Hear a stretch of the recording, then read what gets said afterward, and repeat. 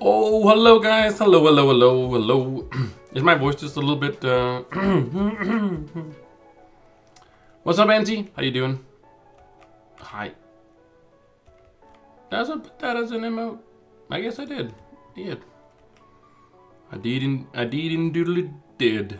In diddly diddly dood. First up. First order of business is to do a little donation, which is now going to be my... Oh, tomorrow is going to be the last one. Nice! Then we got all the quirky stuff, which is very nice. Me? Oh, well, I'm happy. First of all, I'm happy you're doing good. But yeah, I'm doing very well indeed. Very good. Very good. Dragon coin. All right, I'm on it. Boop. Hey, dragon coin. Yippee. There we go. Snow thingy, snowball fight. Does it even work still? I haven't actually tested it. I should try at least. The last couple of days I've only been doing that. So I want to, first of all, actually pick up the... but yeah, I'm doing very well. I'm a little sick, but it's nothing... It's like just, you know, having like kind of a runny nose, right? A lot of the kids are sick, and just you get a kind of a runny nose, and that's just it. And then you kind of, when it stuffs up, and you just get more heavy in your head. Yeah, it's working, but nobody's playing it. Nobody's playing it. That's all right. That's all right. You can just play PvP. If I could. You've been brewed for PvP Q. Okay. But yeah.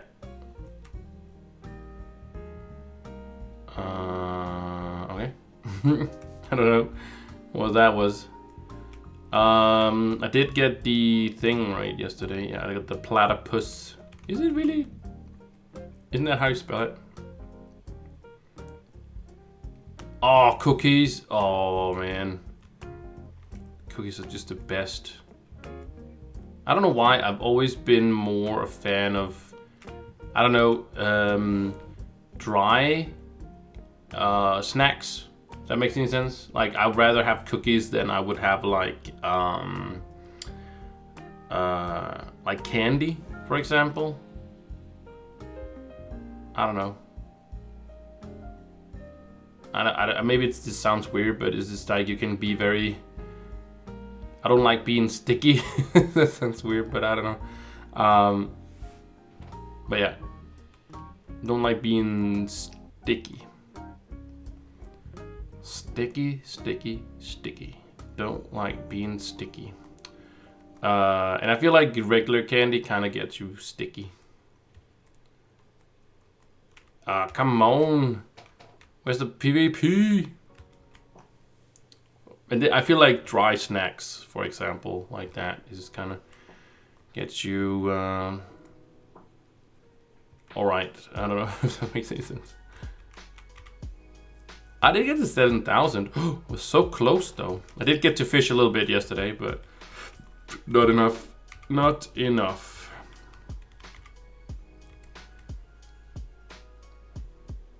Well, that's enough for one fragment. Then we need the other fragments as well. Where am I missing fragments from? Am I only missing fragments from there? No, I'm having sick. Oh, I need to buy them from here as well. Never mind. Never mind. There you go. I need to buy the 3 from there. But that should be in... Well, technically, I guess it can be in...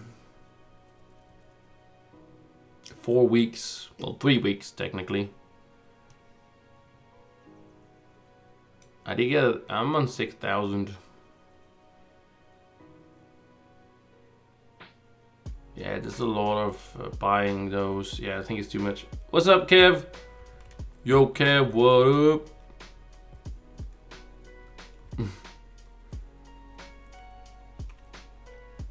You feeling good, my man? Hey, hey. Isn't it just entering? I'm pretty sure it's just entering, is it? No, it has to start. That's right. It has to start. Are we 2 people? Well, we actually seem to be more than that. Who's moving? That guy's moving. That guy's moving. Okay, it's fair. It's fair enough. Don't really matter. Just want to get the AFK people out of here. There we go. Oh, now my skin is working. Oh, I guess it wasn't working on my... Okay.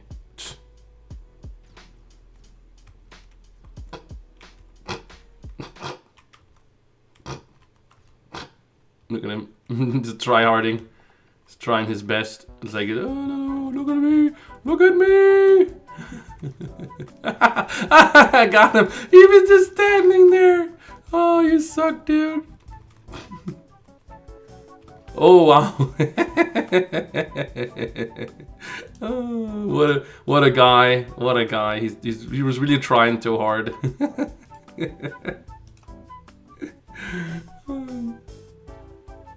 You know, weird place. Weird place, or like weird place, like physically or mentally. Oh, like the game has for sure. The game has evolved. Thank God. It's just, you know, pretty chill. You know, it's always a good chill game. It's not. Is it the best game in the world? No. Is any game the best game in the world? Probably not. At some point, you just get sick of bored of it. You know. Yeah. It's just what happens in a game. And some games are just like not good at all.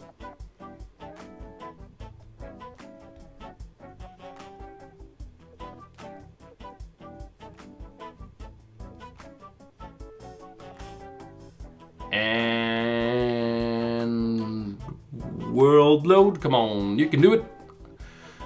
Everybody's out there getting their about the fishing on. No, they're getting the what are they getting? Gems. What's up with the world login? All right. Well, I guess we can sit here, just sit back, relax, enjoy ourselves. I just wanted the thing. What's it called? The dudes. Well, that's fine.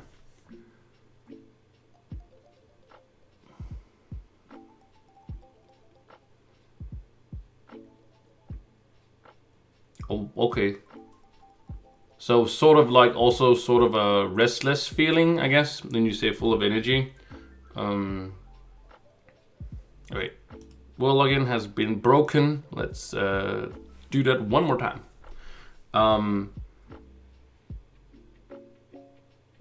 And when you say physically, is the physically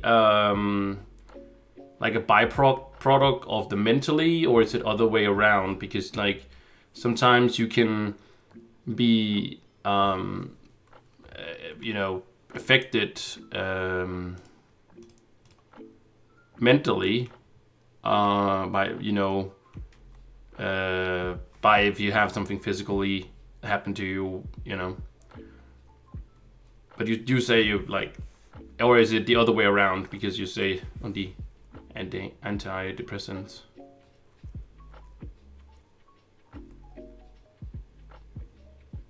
Like I'm not saying it's a good thing that you're on antidepressant. Of course it's not. But it's just like it's the most positive thing is that you're like working on it, right? Like it's not a good feeling, but it's worse if it's, you know, not like being dealt with, if you know. Yeah. Okay. Tiny. Okay. Okay. I see. Okay. Well, first of all, I'm sad that you, of course, you are on that. What's going on? Where's all the dudes?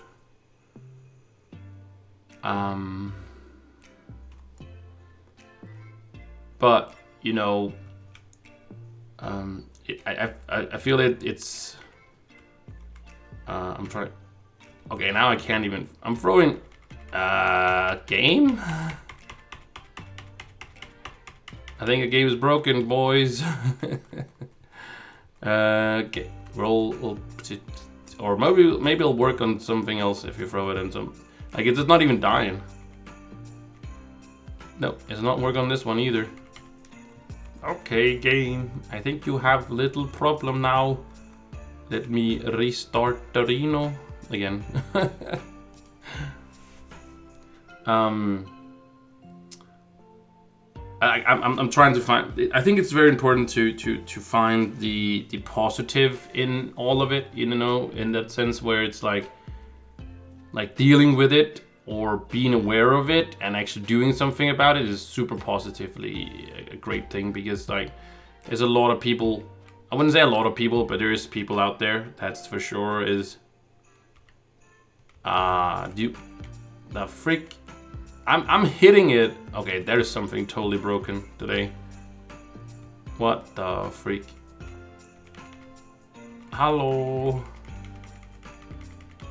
Is my balls broken? Alright, I don't know. I can't even go. I can go to another. I'm just gonna go to 10 then. I don't know. Jesus Christ. Oh, anxiety. Ah, okay, I see.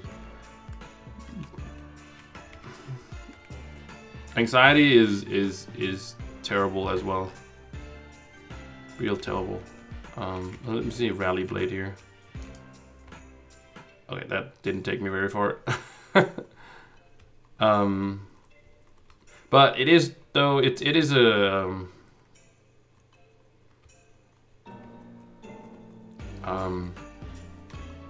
It is quite important that at least that being aware of it, like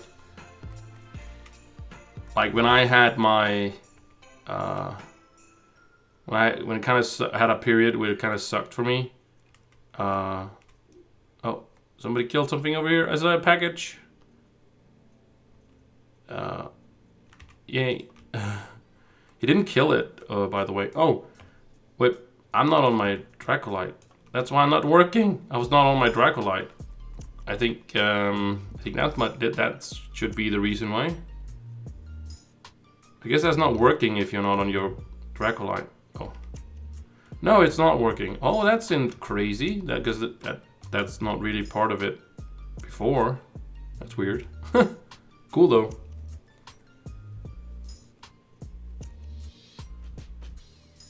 Of your arms. Well, that's a good thing, I guess. No, it's just like when I had my issues this summer. Like one of the most important thing for me was that people taking it seriously. Like I was trying to make it sound serious because it was for me, but I felt like sometimes people were not taking it seriously, you know, which kind of annoyed me. What would I recommend crystalline bow stats for Shadow Hunter? Let me get mine out. Where's my Shadow Hunter? There it is. So for my bow, I went with the movement speed and the magic find and the critical damage. The magic find, you don't really need the magic find. That's really up to you, whatever you want to put there. But the movement speed and the critical damage is critical. Pun intended. Because there's not really other stats you can take. So yeah. Okay, so I was on my thing. So the game wasn't broken, I guess. I guess I was broken. No, it does work. What? That's what I'm thinking. I don't need the freaking banner for that. That would be super weird. Like, thank you so much for the follow. Yeah, you can also use jumps for sure. You can also use jumps. But it really does. I feel like movement speed is just like you're gonna use it more, I guess. In a way. Hey, what's up, Black? Thanks for the follow. But it's really up to you. Technically, you can never have too many jumps, but there is a limit. That makes any sense? Kind of a limit. No, it is working fine now. I don't know what was wrong before. You don't need the banner for it. I was like, I don't need the banner. That would be super weird. It's only to get the present thingy. I'm just using it for the XP as well. Yeah, if you have 47 jumps, I wouldn't really go for more jumps. But yeah, it's really up to you. I feel like just like jumps are easier to come by than movement speed, because of the fact that what are they called? Dragons also gives you jumps. Well, no, some dragons of course do. Of course, some dragons do, but none of them really give movement speed. I actually don't know if there's a dragon. I can't remember if there's any dragons that actually give movement speed. I could actually see that, because now I'm actually interested in seeing if there's actually any dragons that actually give movement speed. No, not adult dragons. What am I looking at? Oh, that's the souls. I don't know if the souls. Oh, that's not how you do it. Where the frig is it? Dragon soul, dragon soul, dragon soul. Probably skipped over it. There we go. Rip. This one. Oh. See, there you go. That's like one jump there. One more jump there. Oh, the soul is there. Another jump. They really liked jumps before, didn't they? 10%? Jesus Christ, I didn't actually know it was 10% there. One more jump. One more jump. Hey, can we get more jump? Okay, we can't. Okay. Easy jumps. No, it's not really to find all the jumps things. Let's see. This one does not.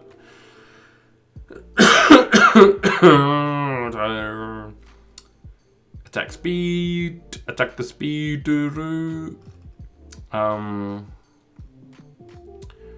Attack the speed. Light. Oh yeah. Hell yeah, brother. These two gives. Oh, this one gives 5 jumps. That's like insane. Critical hit. Ugh. Yeah, I'm not gonna like that one.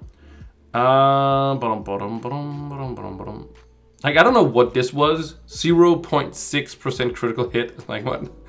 Okay, random.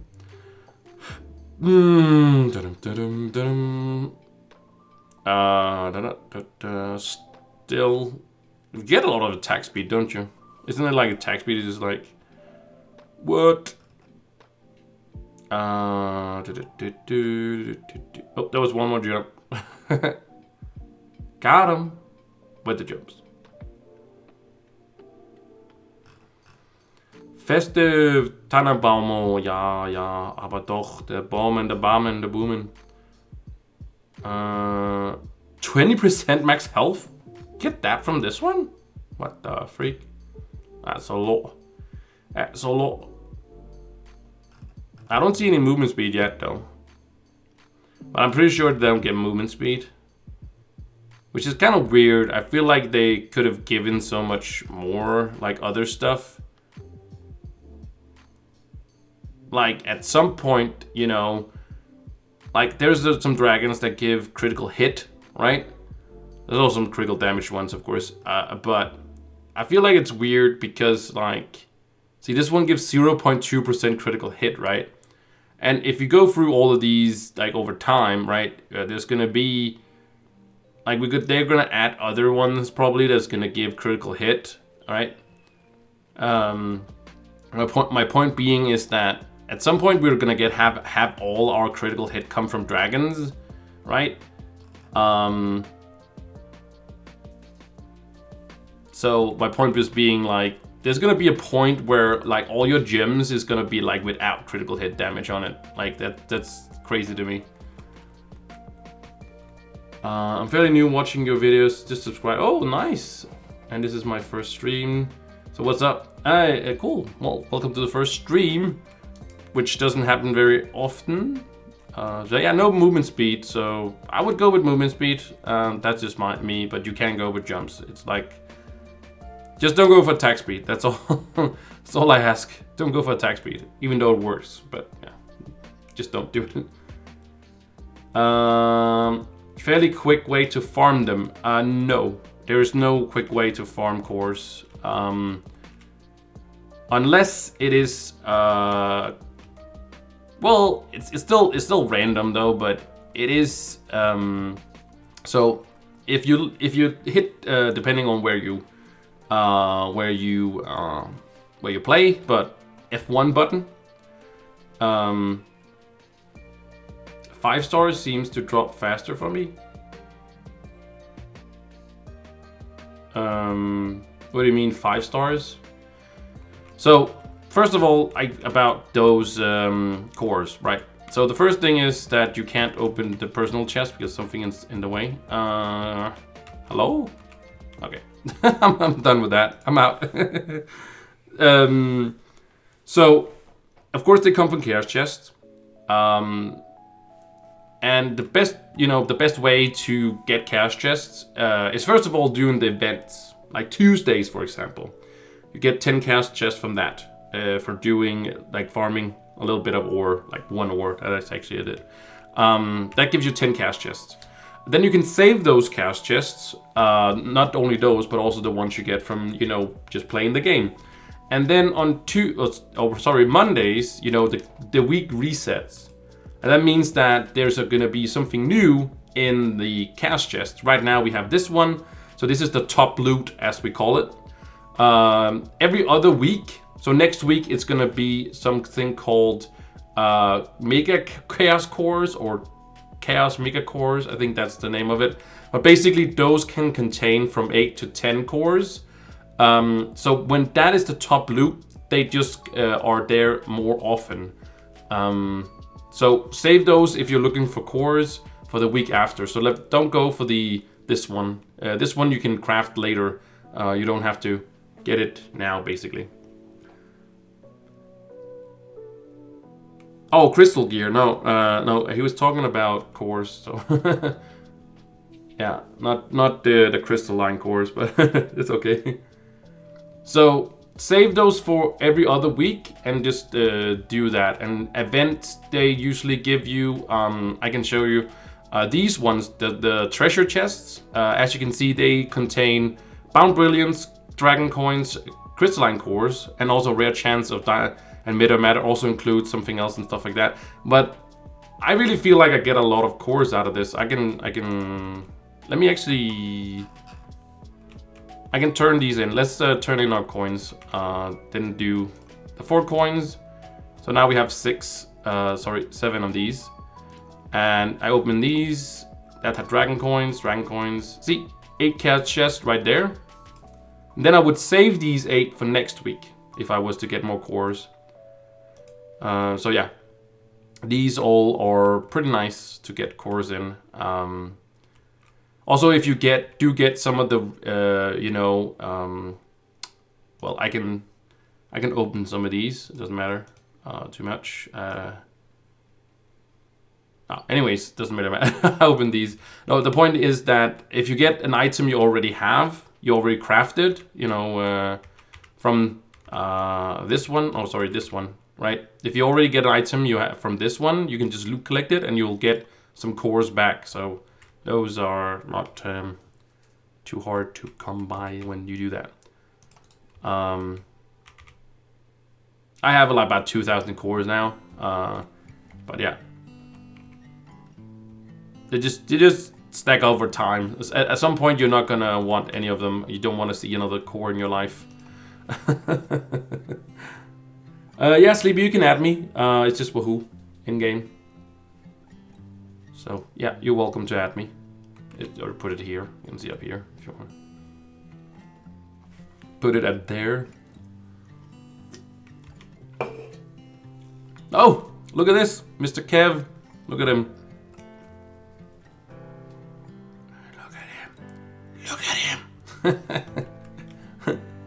I see me. I see you. But Kev, it's gonna be better. Just let me know. Just let me know. Yeah, sure. But I mean, I know it's gonna be better. Need to clean out these at some point.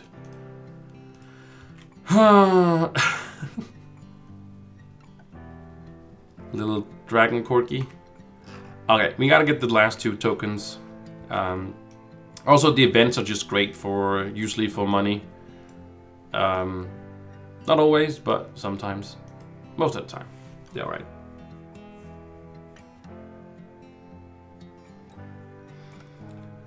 I mean, just to figure. A drawing.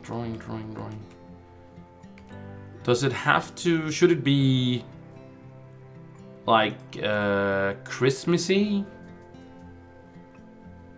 Or I don't know. When something that would be super cool, like something I would think was like a super cool. If it had to be, I don't know if it has to be, but if it is a Christmas theme, I would love to, like, if somebody would. I know people make like amazing fan art of like Trove and stuff. Like it's seriously insane how what people do. It's just like crazy. I really can't. Like it's so great. Like I'm kind of stumped on how awesome it is. The point being is, I would love to see like a Christmas tree, where like Trovians are sort of like dancing around the tree, you know, or characters like a gunslinger, or you know those. I mean, but yeah, I would think that would be awesome. Yeah. Yeah. Any Oh, the plushie dragon? Oh, that's a cool one. I like that one. Something like the dancing around the fire? Yeah.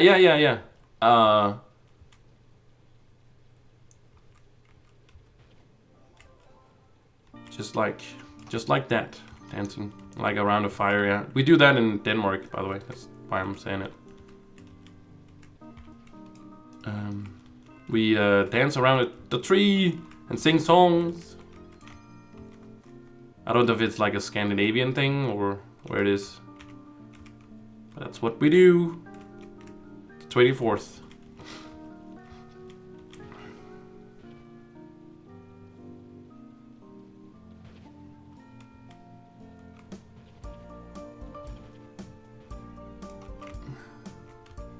Yeah, with a Christmas tree. Like one of these. I saw have you guys seen the new Christmas tree dungeon in the Forbidden Spires? Oh my god, it is a beautiful. I don't know who made it. If it's like fan made or it's like dev made. But it's cool. I think it's just easiest to go to here and find it. I'll just want to find it.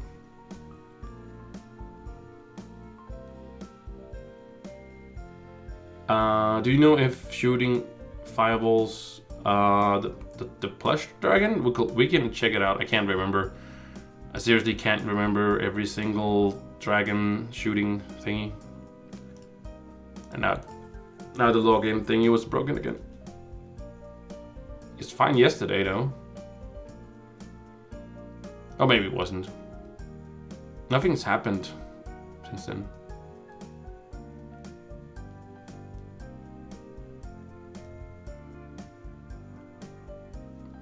Just come on.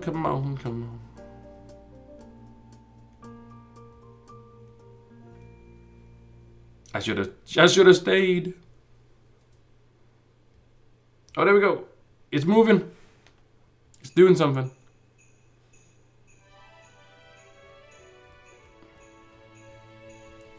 Yay, we in. Alright, so we say plushie. Dragon. Let's just show all. I guess it's just easier. Not sure if actually that's the name of it. But wasn't it the one that Kev was writing? This one? Is it this one here?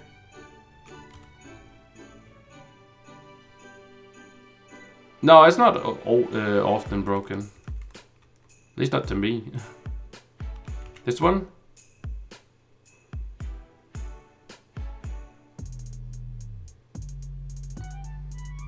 Or is it just called that?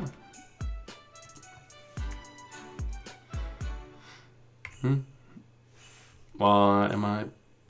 Oh, because... I see.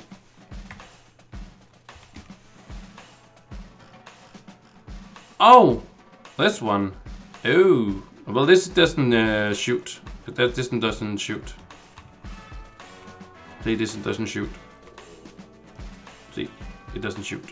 Chaos, it's only dragons that shoot. Only dragon shoots.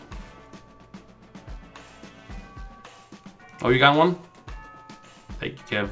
Yes, look at it. Look at it. It's so pretty. I love the dragons around it. I like the ornament sort of thing, whatever this is. I like that. And then really like the dragons that are, you know, flying around here. Really cool. Very nice. And then in between, kind of with this here in between, that's really also cool made, you know. You know, fits the Asian style that they went with for Forbidden Spires. Oh, there's actually a dragon here as well. Maybe this is like the front of it, because there's a dragon up there, but there's a dragon all like going down this way as well, and there's one here as well. I did see the two ones here. I didn't see the one on the side there. But this is new for this year. There's one in every biome, except for the very, very new ones. Which is nice. Alright, let's jump back to the... There. We can just get the last one here. In U11. Just don't know what's going on today. How old is Trove? 2013? I think is where it's like, I was about to say launched, but when it was in like alpha, beta, whatever stuff there, maybe even earlier. I started playing in, well, I started playing back like in when like U6 was like the highest. When they introduced the first dragons,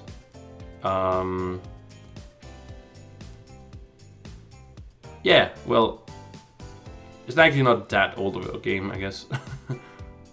It's getting up there, you know, slowly. Soon 10 years. So, yeah, I don't know what's going on with the login screen today. I do not know. I don't want to know.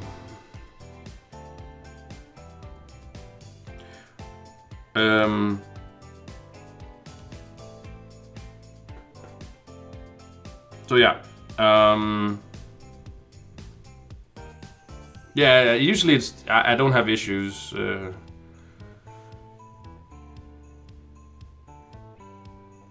I heard about a person, somebody on my YouTube said that he had trouble with like when he opened the star chart, the new star chart thing that was added, that his like his game closed basically. The only thing I could tell him was that he should, like, it was on, I think it was PlayStation or something like that, or it might also have been Xbox. At least it was a console. And I told him like the only thing he, like, I think he can do on that, because like I don't think there's a lot of troubleshooting you can do on like consoles, you know, because it's like a very closed system and stuff. basically I just told him to remove the game from the from the console and then reinstall, and that might, because something might have happened when he updated or something like that. So, but that didn't work, so he reported it on the Discord. So hopefully that's gonna get fixed quite soon. But yeah, I played, like I said, in back when, like, before, when like U6 was the top dog. And then I came back to the game 6 years ago, or technically I can tell you exactly how many days. It's like more easily to say how many days,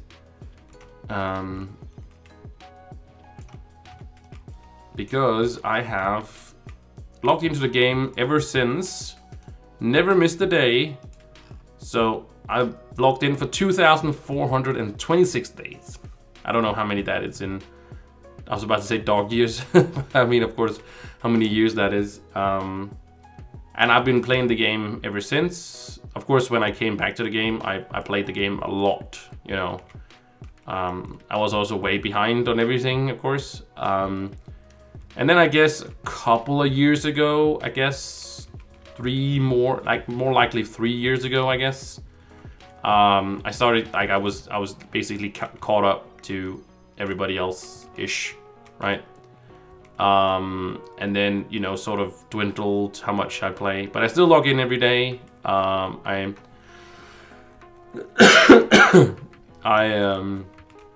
do my star bar, like, I would say 90% of the time. It really depends. If I have time in front of the computer, which I of course has most of the time, during 24 hours, I can sit down for like 20 minutes and, well, 25 minutes to get my star bar done. I do that. I don't really care too much about how many tomes. Before, in the old days, I got like all my tomes done for the week, no matter what. So basically, I just spend my Sunday getting all of it done. I also streamed a lot more back then, but I really didn't have time for friends, because, you know, I was sitting, I could sit on Discord with them, but if we are alone, when I say alone, when we only Danish people in there, we of course speak Danish, and well, my channel is not, you know, I could set it as, hey, my channel is Danish / English, right? But yeah, people, if somebody hears you speaking Danish, they're not gonna be like, oh, what is this? Like, most likely, at least. Some would, of course, but yeah. So I stream a lot less, just focus more on YouTube and other things, helping people in the community more in a different way. And apparently I didn't want to have a tome on. So usually I just get whatever tomes I get done, and that's it. And of course, keep up with the game, watch the devs live stream whenever they do that, and kind of get some insights for people if something crazy happens. And yeah, that's sort of just what I do. And then I, of course, also have time to play other games than Trove, if I'm not streaming it every single day. But I feel, at least, because Starbar is sort of, it's a lot of resources, you know, Starbar, like the qubits, but there hasn't been a lot of uses for it. But they have 100% really listened and kind of added now a bunch of stuff for it, which is nice.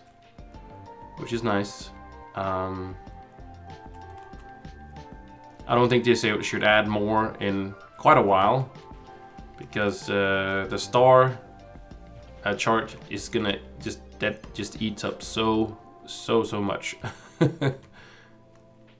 But people are also sitting on a lot, you know.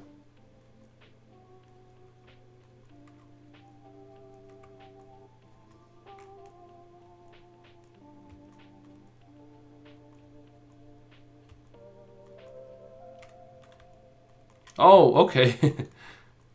Well, that's great. Yeah, I do remember that. It's just sometimes it happens that you complete a step instantly, like without knowing it. Because like sometimes the step is like,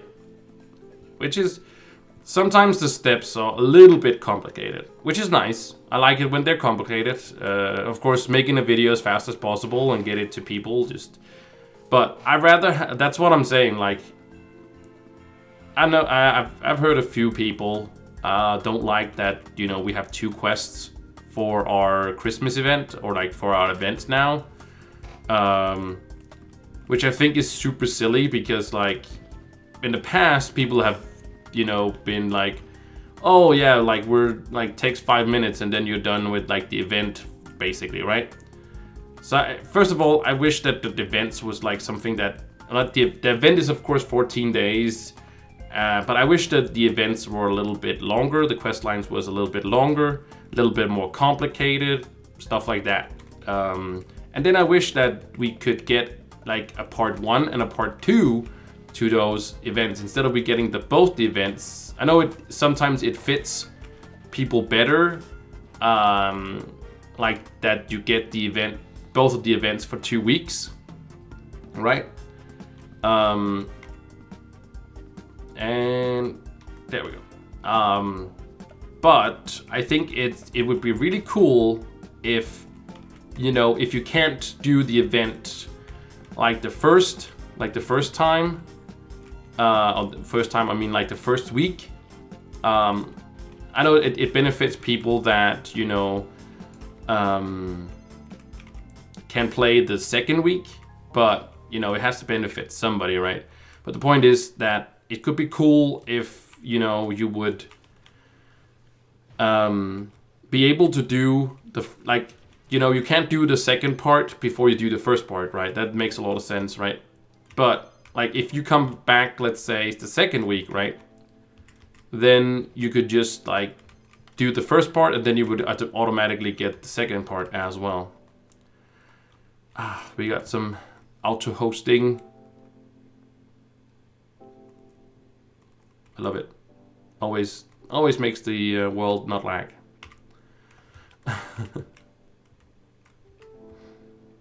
Anyways, point being, that's the I just wish that you would have to come back the second week. Like first part, first week, second part, second week. Just like that.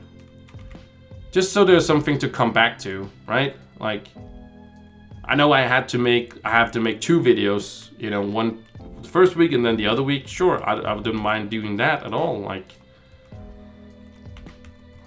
But it's just, I feel like it's more fun to come back for 2 events, like there's a part 1 and a part 2 to the event. Instead of just being ready or done with the both the quest lines in the first week. I don't know how complicated it is to do the other thing, but yeah.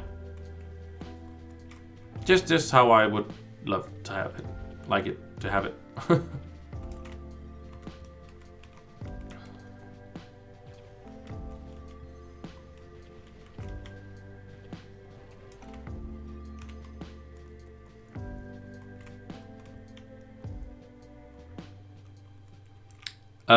Yes, there's a 2-parter of it.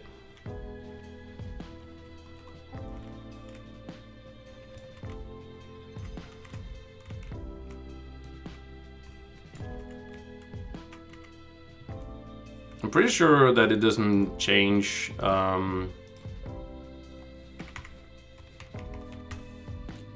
was also logged out today on my Glyph launcher, by the way, when I came home. I'm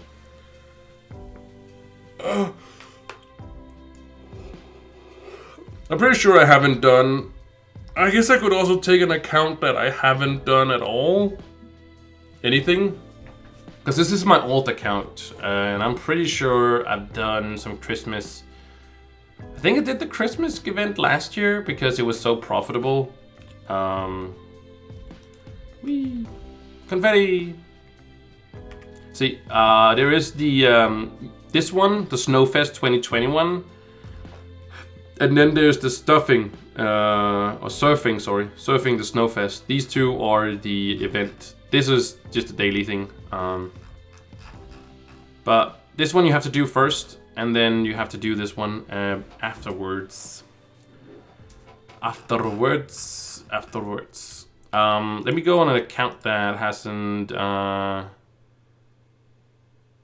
I don't know if this one is less played. Let's see. Oh, need authentication because I haven't been on this forever. Forever and ever and ever and ever and ever.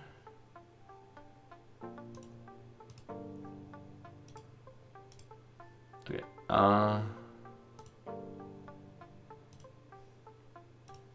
There we go. Which one is it? This one. Oh, so bright. Email never uses. Authenticate. I choose you. Authenticate. So bright in my face. Why is everything slow today, man? Everything's just super slow. So slow.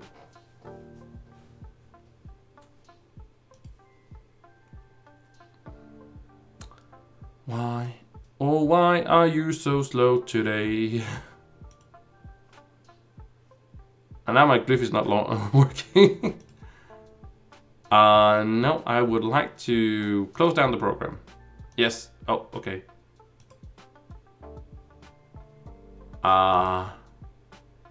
Okay.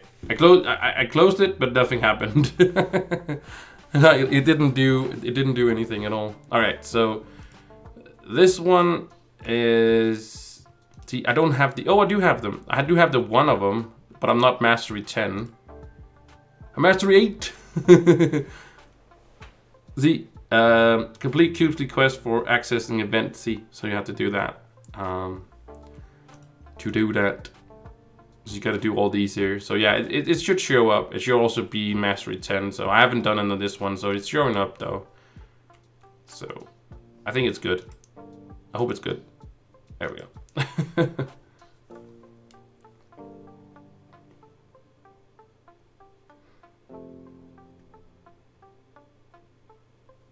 And I know you said you've done all of it, but I just wanted to check up on it. So if I had more questions, it's just I don't get around to testing everything. Like there's some stuff that I just don't like have the time for. It's not like I get shared all the information that people end up gathering.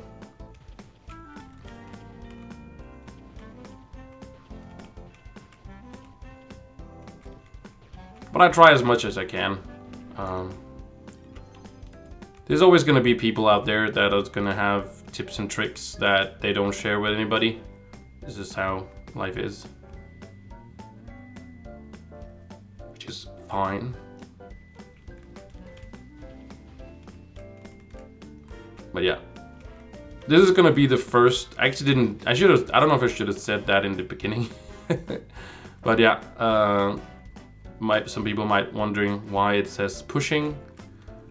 What is the meaning of pushing?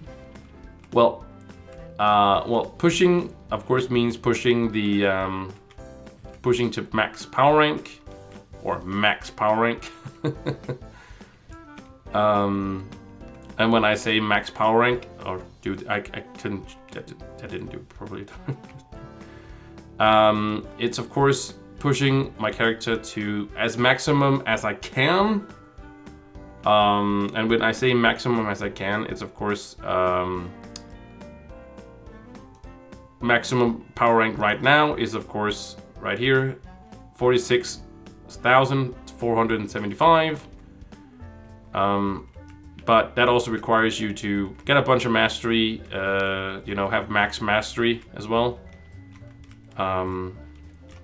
Which is a little bit actually pretty cool right now because I actually doubt that there's anybody that's on the same. No, see, usually like before the update, the fishing update, like this was all like different. Like they were all just like, I think like top 10 was like this, all the same mastery, but now it's a little bit different, which is nice because there's like some random stuff again that people of course over time will get, but right now it's a little bit, you know, somebody's trying to get you know, a point there,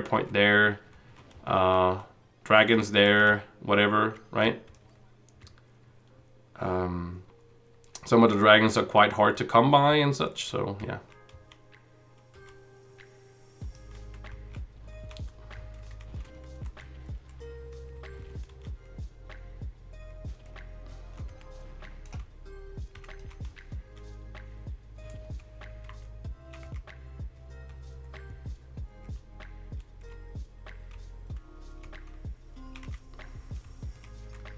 Which is nice to see. I like to see that there's some.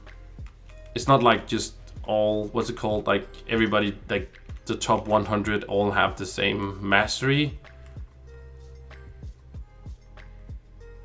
I like the top mastery people to fight to the death. Is this game pay to win? Yeah, it is. But it comes down to different aspects, if that makes any sense. It really depends. I really liked how there's a guy called Aragon. I think that's how you say his name. But he makes a lot of videos for Neverwinter, and I liked how they say that like any game that's free to play has pay to win because that's just how the model is. There's no free-to-play game without pay-to-win, if you can say it like that, because you need to make things like lucrative enough so people spend their money on it. And when it gets lucrative, it's a kind of a balance thing, and you can't never balance it completely. Sometimes maybe you hit the right stride, but it's like sometimes boxes are super overpowered, and sometimes they're super underpowering, like boxes and all that stuff, right? But so all free-to-play games are pay to win because they do have to have that, because else nobody's gonna, you know, or nobody's gonna pay for their game. Nobody's gonna develop a free game and just say, hey, here is it. Like, I just like, there's probably some indie games out there, whatever, that's just like, or one person that's just doing it in his spare time. And that person might have a job on the side, so it's not financially, but like Adam and Andrew, who's developing this, and some other people, we haven't seen those, but I think the Trove team is just those two guys and like some art team on the side that just do art for like all different games that Gamigo has. But Neverwinter, he was talking about it, that he felt like there's two different pay to wins. There is like the aggressive pay to win, and then there's like the, all right, we kind of have some, you know, some pay to win, and we are gonna probably promote it a little bit and say, hey, we actually have this stuff, so it'd be super cool if you would buy it, but we're not gonna stuff it in your face. If you know Diablo Immortal, that is very, very aggressive, like pay to win, because like every time you kill the boss, you basically did popped up with your, you know, the window here, and hey, buy this, you know, buy this, right? I know we do get this one every single day where it's like, hey, there's some offers and stuff like that, sure, but it doesn't really come every time you kill a boss or do a delve or something like that. That's basically aggressive pay to win. Trove definitely have pay to win, but it's not aggressive. Like they do promotions, like they do post that, hey, we have a deal, you know, stuff like that. And you also have this one as well. But it's basically the same deal that's been, like this double dragon pack has been like here forever. The only thing that really changes has been this plushie and this like top loot thing, whatever. But yeah, that's all that really is. So just say, hey, go to the Trove store if you want to do that. So. But I think that Trove is also quite passively enforcing you to spend money on their game, of course. And those things are lucrative. Now, some of it is lucrative, like you know, getting, well, there's mastery in all these packs. There's also this one which has a lot of like stuff like that, but you do not have to pay anything for this game if you don't want to. There's nothing you can't get in the game. Well, there's of course some stuff you can't get. That would just be silly if you could just get it all through the game. But for example, the costume that I'm rocking right here, if you want your you know, your character look like this, for example, on the Draculite, this is a costume I got from the game, just, you know, doing from the game. This costume did not cost me anything at all, for example, just saying. And sure, you can have, there's many other costumes, you can't see them all from here, but you can only wear one costume at a time, basically. So sure, you can, if you have multiple ones, then sure, hey, you want to switch it up. It's, yeah.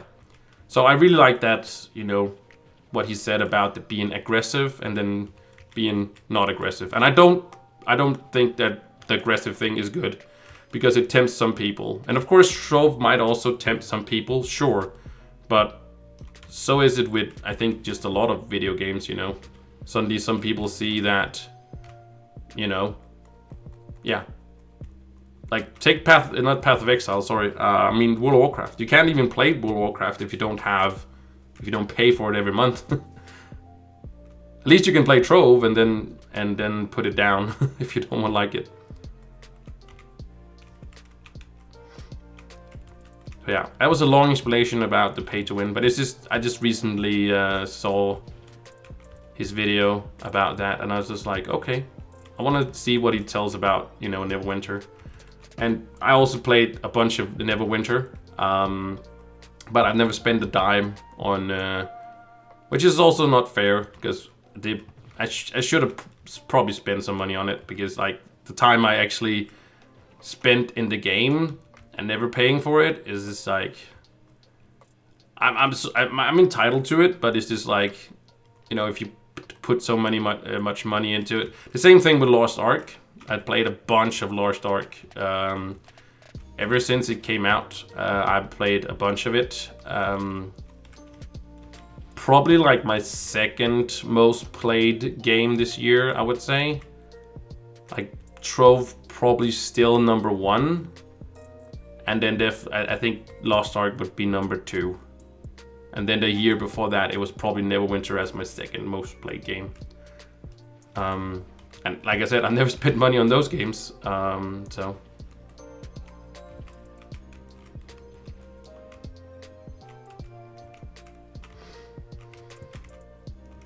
Yeah, I hope you heard all that. I don't know if you just, I don't know, hopefully that was, hopefully not only the only thing you said was like, it's pay to win. There's some people out there that play completely. Oh, you did. Okay, good. There's some people out there that play complete for free, completely for free. And there is actually some. You can see this, for example, this Solarian pack right here costs these in-game credits thingies. Never found. Thank you so much for the follow. Appreciate it. Cost these in-game currency. And you can actually buy these pouches that has this, and then you can sell these on the market and then get flux out of it. So you can actually just pay your way through that if you want to do so. Which is a good thing, because if you have the money, right, and you basically want to give that money also to the developers, but you also want something out of it, but also some other people want something out of it. So it's like sort of a win-win-win to buy these ones, because it's only if you want to spend the money, of course. If you want to spend the money. But let's say you have money enough to throw down whatever this is, and you don't really want to farm the flux. You'd rather just, you know, pick it up like that. That's your playstyle. That's amazing. But you're helping develop the game as well. Plus you're getting flux out of it, and somebody else is getting credits out of it. So everybody's basically winning here by you spending that money, right? And of course you have to spend that money, but you're still getting something back, right? So And then people can go and buy these. They're quite expensive, but then they can basically buy these. They can't buy this pack, for example, because that's just straight up real money. Like this one as well, which is a scam. Some of these are terrible. Some of these are really terrible packs. But yeah, some of them are fine, but some of them are... I shouldn't have used the word scam, but it's just like, it's not worth it.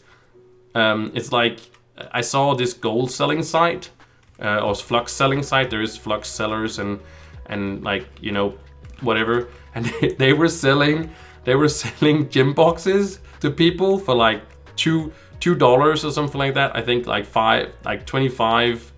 I can't remember. It was super expensive for gym boxes. And you say, how can you sell gym boxes? You know, because like gym boxes can't be traded. Well, the point was that they would invite you and then you just follow them and then you get the gym boxes. That would be how you would get them, because if you are up to 8 people can get loot from one dungeon, right? So that's how they were doing it. But I was just laughing my ass off because it was just so funny. Like, it would take me more time to gather those, like, whatever dollars there was than to get those boxes.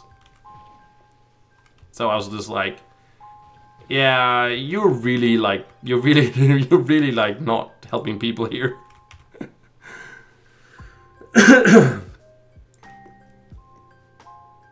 Yeah, just like I said, but of course you're never gonna hit maximum, but you're still gonna have some fun time out of it. Is the knight a good overall class? No, unfortunately the knight is not. The knight is not bad. The damage is not really there, like, compared to other classes. Like, the damage of the knight is not terrible. It's just compared to other classes, and of course you have to do that because the other classes are also there. I think it's 1,000. I think it's 1,000 you need crystalline cores. Is it? I can't remember. Damn it! I don't know what the thing is. I need to. I said something dumb. I think that I said too much. Hold on. Summer. I don't have the thing anymore. There we go. I'm just try killing me. Hold on. No. I'll get back to you guys, because I think I said something wrong. I think I might have gone. I clicked something wrong there. Oh, no. Oh, what? Leveling. Stats? Is it on stats? No, it's not. This is stats. Hold up. Oh, it is. Yeah, it's 1,000. Yes! I remember correctly. I'm not an idiot. Not that much, at least.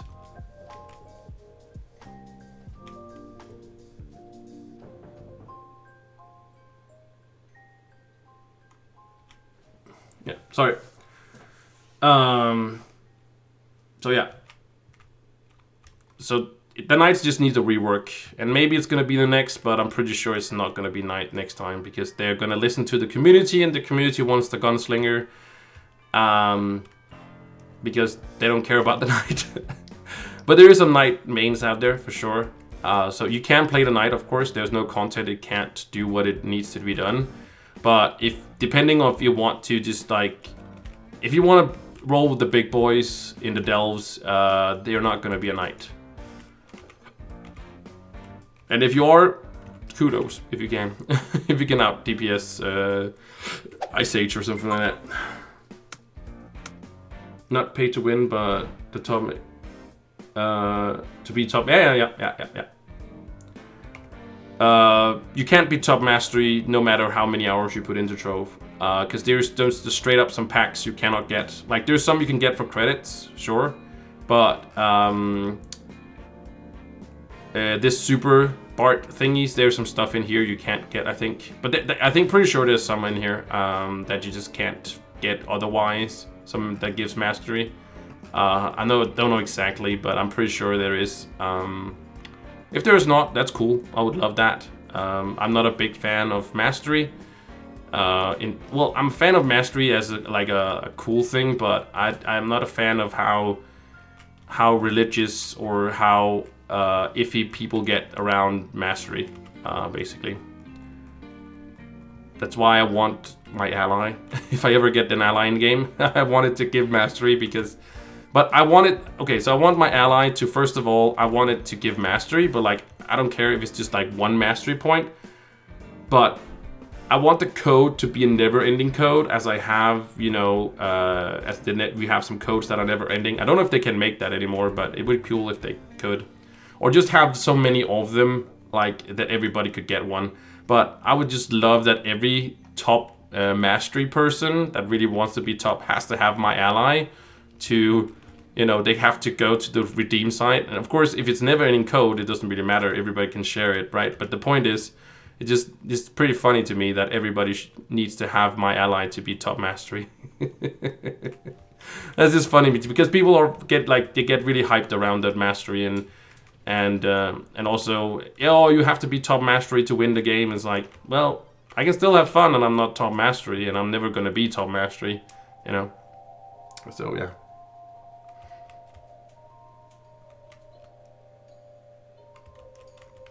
Thank you so much for the follow, Deep. Sorry I was late on there. Yeah, the night could be better. Yeah, credit pouches are quite expensive at the moment.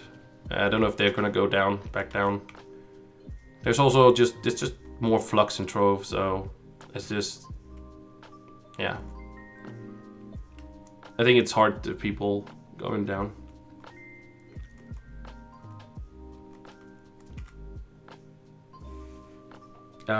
Just got back on Twitch, started playing Trove again. Glad to see that you're still max account pretty much on PS4 in 2000 now. Just started over on Xbox. Oh, nice. What made you switch to... Usually people, when they switch from like one of the consoles, they switch over to the PC if they switch to anything. What made you switch from PS4 to... or actually just started on or got you started on Xbox as like more, I guess.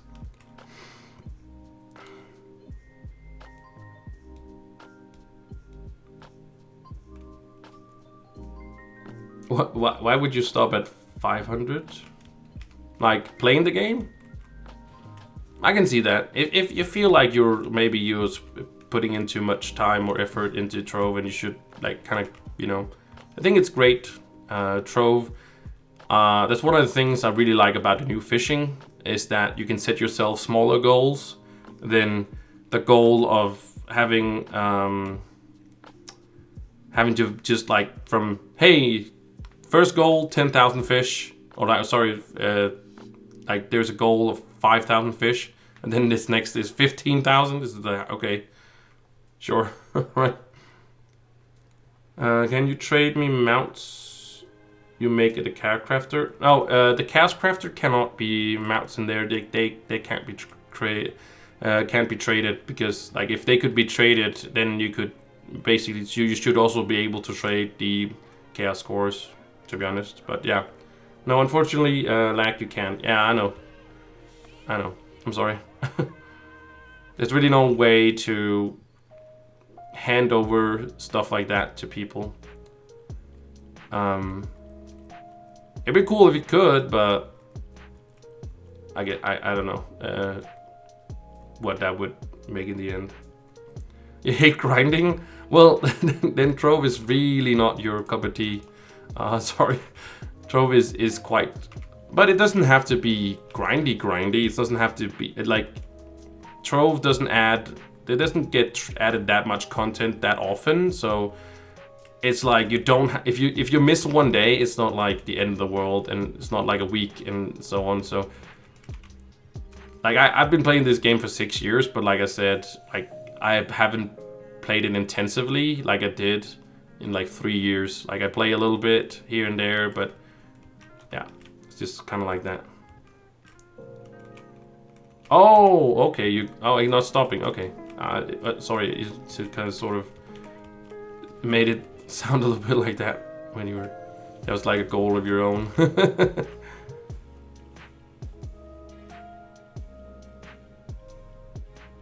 Are fishing worth anything besides mastery? Yeah, it is now. I can show you. It is worth now. Other than the mastery, not a lot. Not something I think is significant. But you do have the fish tree. If we go in here, boop, fish tree, and on this side we have the food section. Say it like that. This is for making it better, like the pools that you fish in, making them better catches and stuff like that. Down here is the lure part, like lures, well, the ones you make from this guy. Okay, basically just, you know, here. Well, where is it? There. So you can make better lures here. To fish faster, catch more uncommon rare fish, all that stuff. But in here is the, like I said, the food section, and that's actually pretty nice, that food that's in there.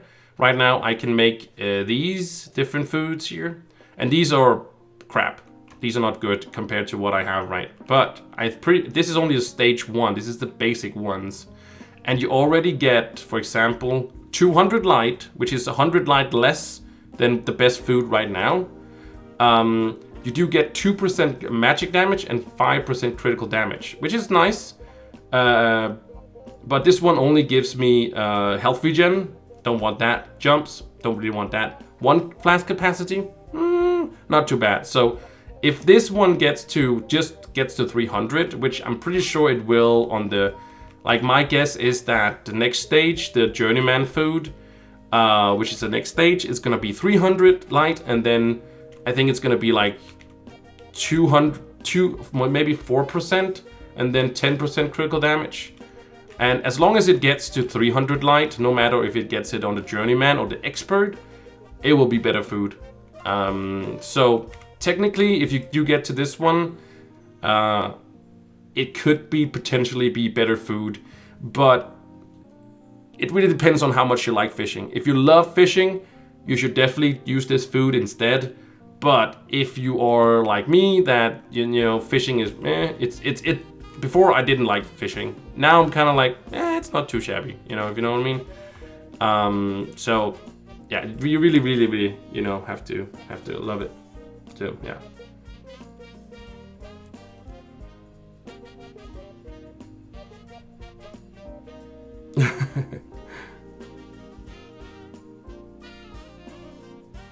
I've been on it.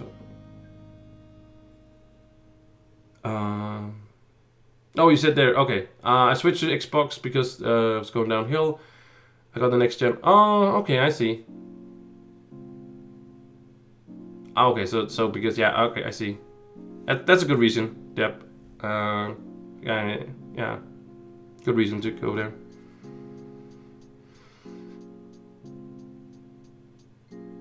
Even worse than delves. Okay. I think the fishing is like, there is a little bit of a trick to fishing. If you don't like fishing too much, one thing you can do is save up your daily quests. Before I did my daily quest every single day, but you can actually stack them up like this where you don't use them. If you use them, they're gonna be there for 24 hours, which really sucks. But if you just put them in the inventory and just wait until Tuesdays is 20% extra fish. If you have a patron for that matter, it's 40% extra chance of fish, and it goes actually pretty fast to do so. It's still gonna take you a while, but 20% extra fish actually do matter in the end. Next Tuesday, I'm gonna do all these, plus all the ones I get in between here, and I'm gonna have patron. I'm just gonna fish all those as I have. So it's a little bit of a boost to it, but it's not gonna be like, if you really hate it, then you know it's not really gonna be crazy, if you know what I mean. Like, I don't want to like burst your bubble and say, hey, yeah, it's gonna be super easy, dude. Just like stick around, you know.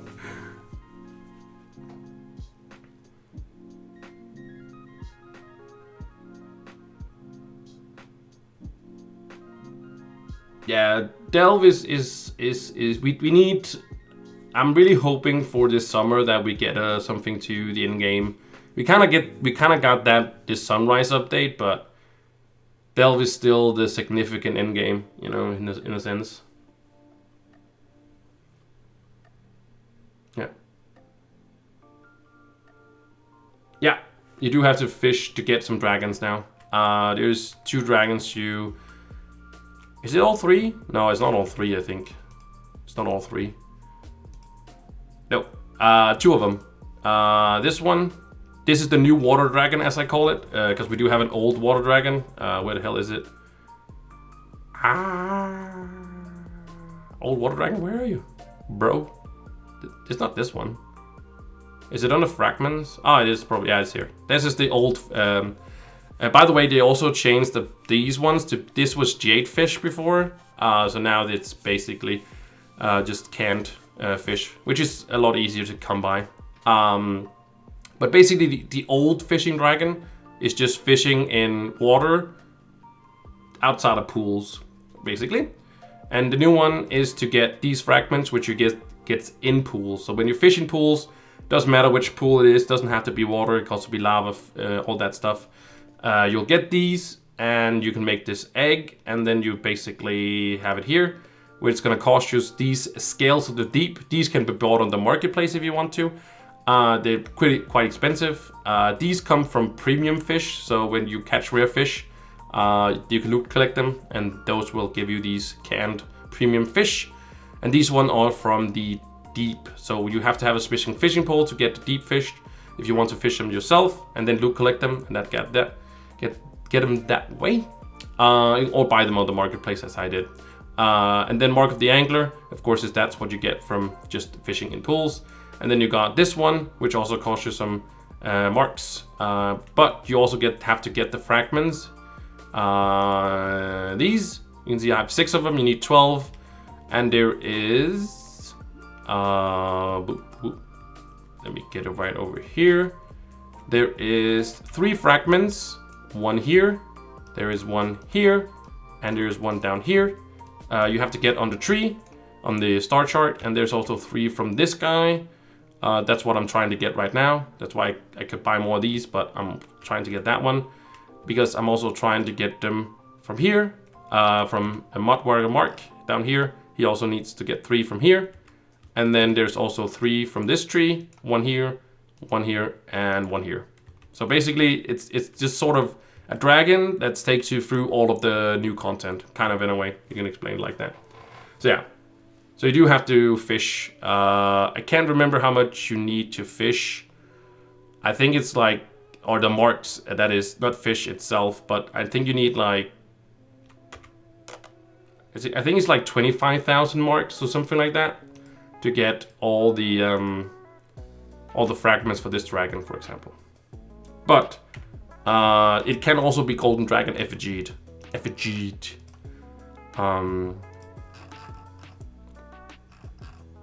Yeah, you can, because it's not on there, it's on here. Yeah, see, I got the water dragon, this right here. This one here is the Capricorn, this one. So you can golden dragon effigy it if you want to, but it's not really that, it takes a while, sure, to get it, but it's content you sort of should get through anyway. So to dropping 7,500 credits on that,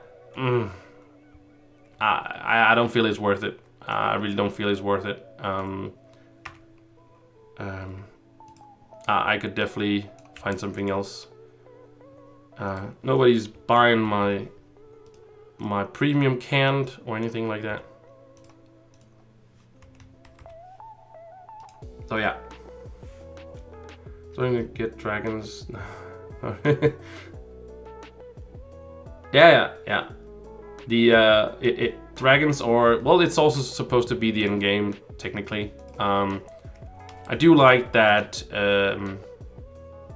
that it's a little bit more like, I'm pretty happy that it's not like completely super duper easy to get these new dragons. I don't want it to be hard. I do want it to be sort of hard, but I don't want it to be impossible. There's a few. To me, there's a few dragons right now. If I go to here, the 5-star dungeon dragon, if you can say it like that. This one to me is super hard to come by, because first of all, you do have to get the fragments. You need to get 100 fragments from those bosses. I know people do have it. It's not impossible, but first of all, you have to get these fragments to drop. They don't drop that often, and it only drop for those 5-star dungeons, first of all, so it's just not like random dungeons. Second of all, you need to get these Phoenix emotes, and these Phoenix emotes just don't drop very often either. So, yeah, as you can see, I have 6 of them, and I farmed that zone a lot. So, there's like 2 things that are quite hard to come by, so that's to me sort of a insane task. Probably inked if you just do it, but to me seems too much of a work. And you cannot golden dragon effigy it, unfortunately. If you could, I probably have done so, even though I'm not a big fan of doing so. What's up, Zoe? How you doing?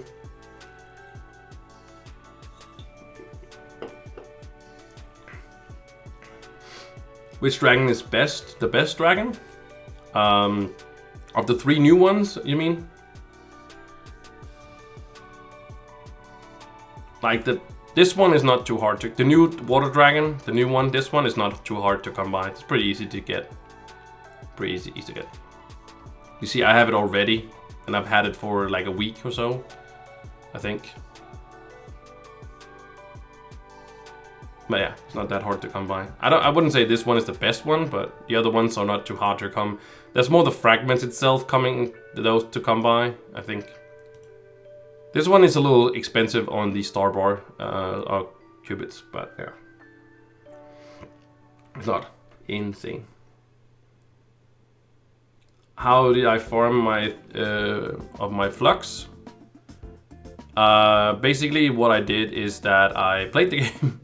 And I sold some stuff. You know, whenever there was something I could sell that I really didn't feel like was something I needed, you know, I went ahead and, you know, sold it. Random things. I can't really tell you exactly what I sold, but it's just over time, over 6 years. You know, I had a few lucky drops. Nothing crazy or anything like that. But you know, maybe I had like something sell for 1 million randomly once, you know, and there. And other than that, if you go to this one, for example, there's a lot of stuff. Like there's 69 nice pages of something I could buy, basically. But it's also, to me, like I could buy this, but I'm not gonna really be happy with it. I'd rather have the 500 flux, 500,000 flux, and just I'm happy with wherever I am in you know, something like this costs 50 million, for example. Not that I think it's worth it, but you could also probably find something that's cheaper. But basically, it's mostly just not spending so much flux on stuff, and then not having so much to spend it on. Choosing not to spend it, and then that just kind of eliminates a lot of stuff, I guess.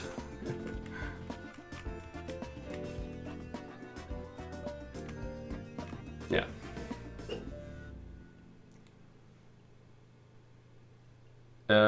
What is it? Oh yeah. How do I get dragon coins fast? So to get dragon coins fast, or there's not really a fast way per se, but there is a few things you can do, which is, and I'm not talking about methods of basically of paying for it, but you know, of course, there's the daily no, sorry, the hourly, that's what I mean, the challenges. Doing all the challenges do actually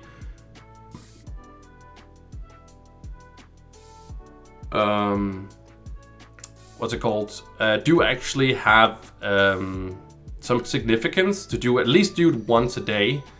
Don't you get those extra 5, but actually doing all the stages and opening those lesser dragon caches actually builds up over time. You do get 25 coins if you do hit the comma bar, which of course there's no getting too easier. There's not like Patreon, like for gems and stuff like that. So you can just open them. And when you do hit that comma bar, you get 25 coins.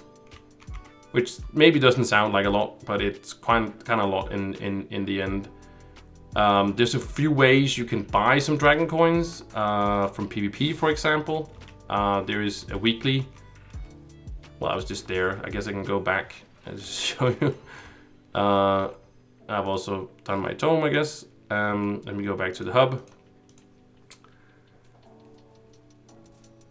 But isn't that good for master to buy stuff you don't have? Yeah, if that's your goal. If that's your goal.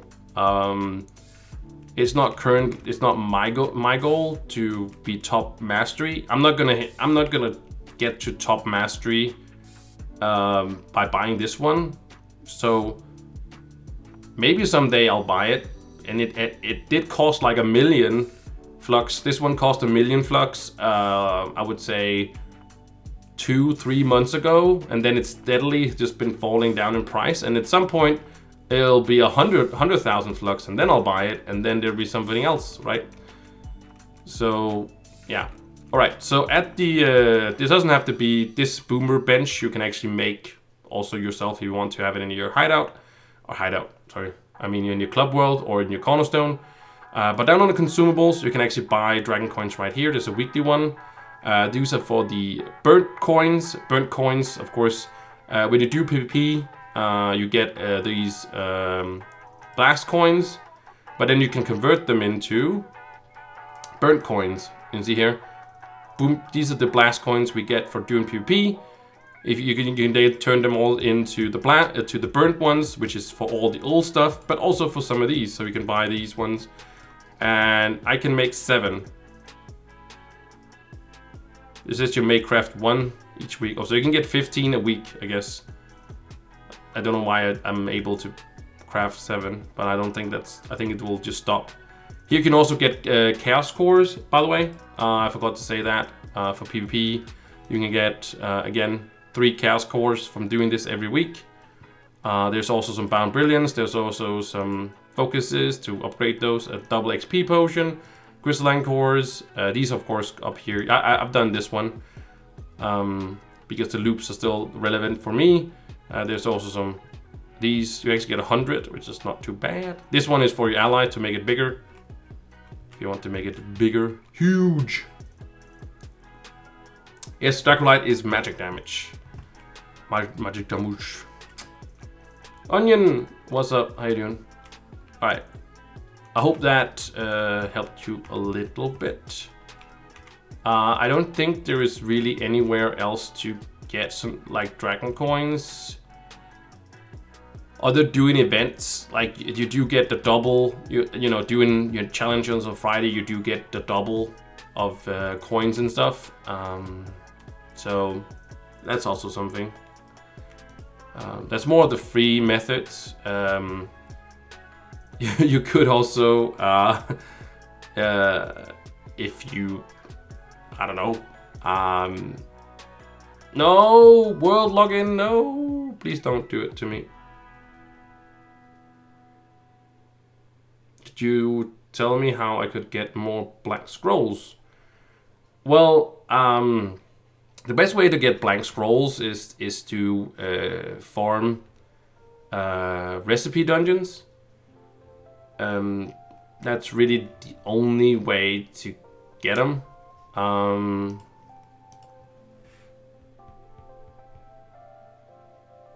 You can also on Tuesdays, technically, you can run around when you blast ores. Yeah, U5 has a lot. Yeah, it could be U5.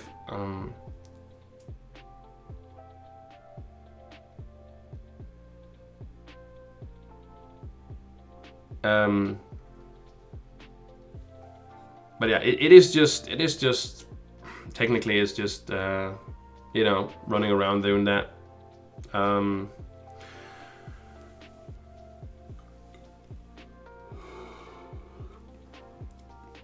Yeah, if I could get in game. now I'm stuck at the AS login. It was working before, it's just like every other time or something like that. I don't know. It's just half the time it's working.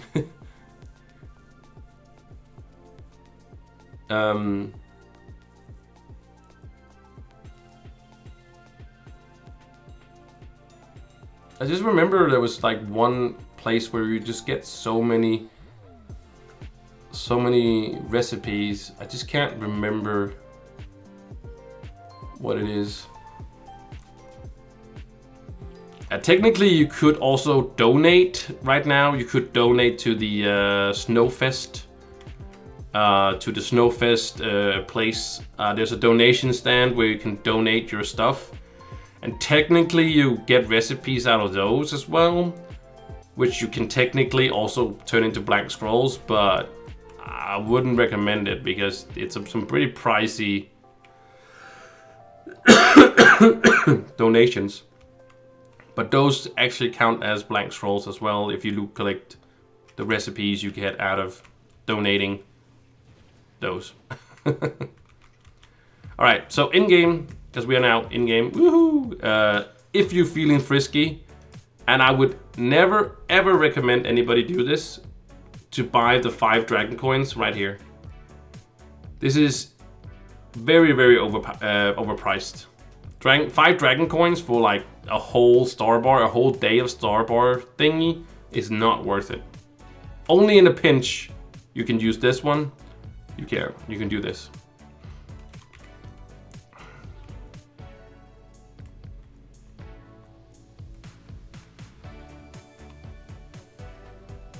If you're like missing 5 coins to like a dragon or something like that, this is alright. Or 2, like, but before it was not too much of a no-no. It's always been a no-no, but it's just like kind of a no-no now because we actually have like a big usage for our qubits. Before we didn't really have anything. Yeah, if you like need 5 or some, yeah, for like a dragon, or 10 could also be alright if you really want the dragon now. But 99% of the time, you basically get it the day after. So yeah, sure, but yeah.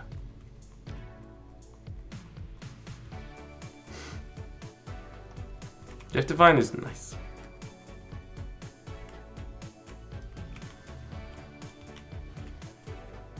Not that mine is progging that often, to be honest.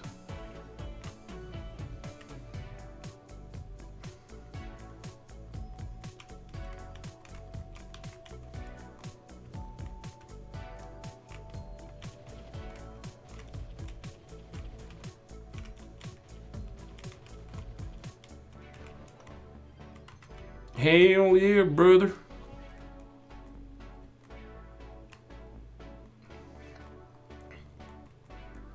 I hope I didn't miss too much of anybody's questions. Sometimes I hit a stride with the rambling. I try my best.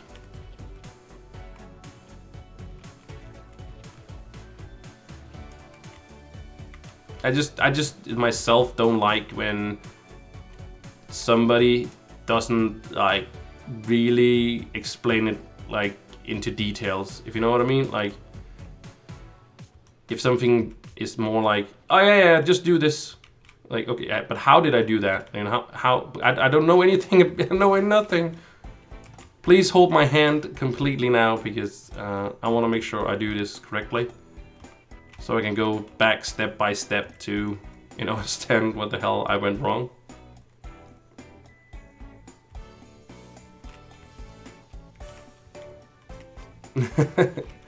Well, the thing is, and I've said this for a long time, we need more diversity in stats for gems. Like, for God's sakes, just give a movement speed instead of max health. For freak's sake, man. You can see I have 1.6 million life now. It's because I have too much critical hit. And I'm gonna have more health. I'm gonna have more health because when I really start pushing next week, all this is gonna get to level 30. And I already changed this one because I had so much critical hit. And I still have too much critical hit, but I'm not gonna change another one. Done some of these stats before I know how much critical hit I'm actually gonna have as maxed. And then I might have to change 1 or 2 gems. Oh, I actually changed 2 gems. Oh, okay, so 2 of my gems I actually changed. Well, this is just max health. I think the next one should be max health percentage. It doesn't really matter too much. We're not gonna min-max like that. But I have too much critical hit. And yeah, I'm only gonna get more. But I don't know how much that's gonna change before I do that. Just HP, yeah. I will like to have something other than HP. Movement speed, jumps, energy regen, all the stats we have. Anything. New stats. Old stats.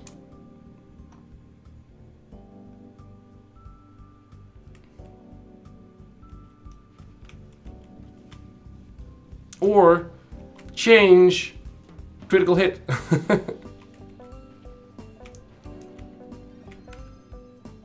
You know, change critical hit to being, if you had more than 100%, the last, like, let's say this 10.5% would turn into something else, basically, if that makes any sense. Like, be more output damage. So basically, if you had over 100%, that doesn't really matter, you know. Because Trove is just you build every class as a glass cannon. I wish there was different roles in Trove. I've also suggested that.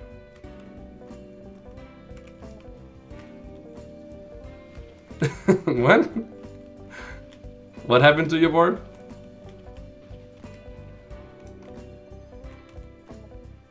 Yeah, to critical damage, sure. That could be cool. Would make it a lot easier to people to build their characters as well. I don't know if that's something they think is good or bad, whatever. Don't really matter too much to me.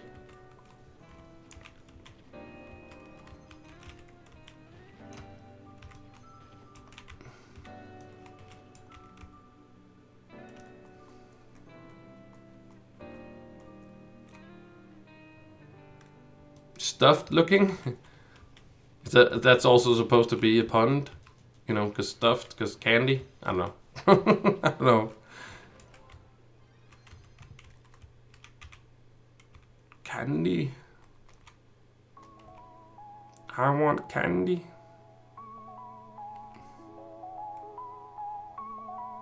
No, scuffed. Oh, sorry. But stuffed, it would also kind of funny.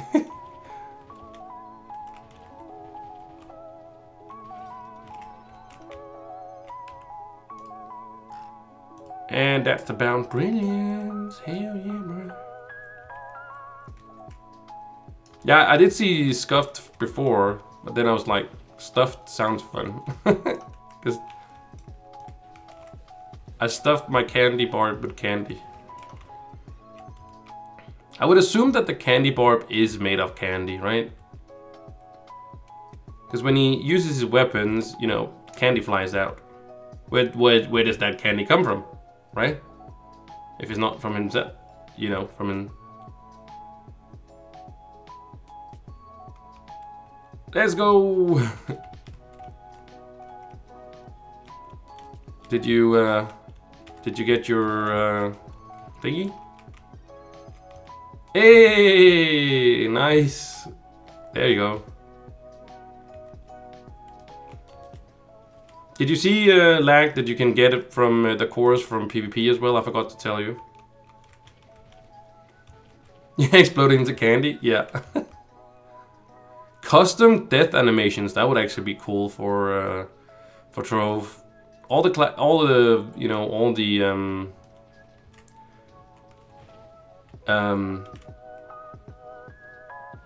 every class in Trove just like kind of explodes in the same way. There's no difference to it. Ah, okay, you did it. Ah, cool, cool, cool.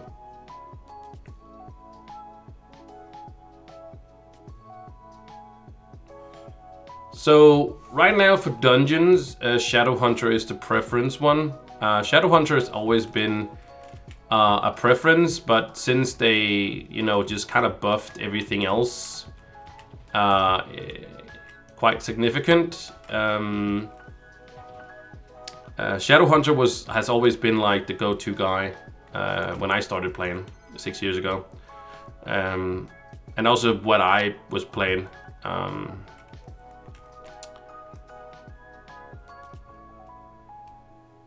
And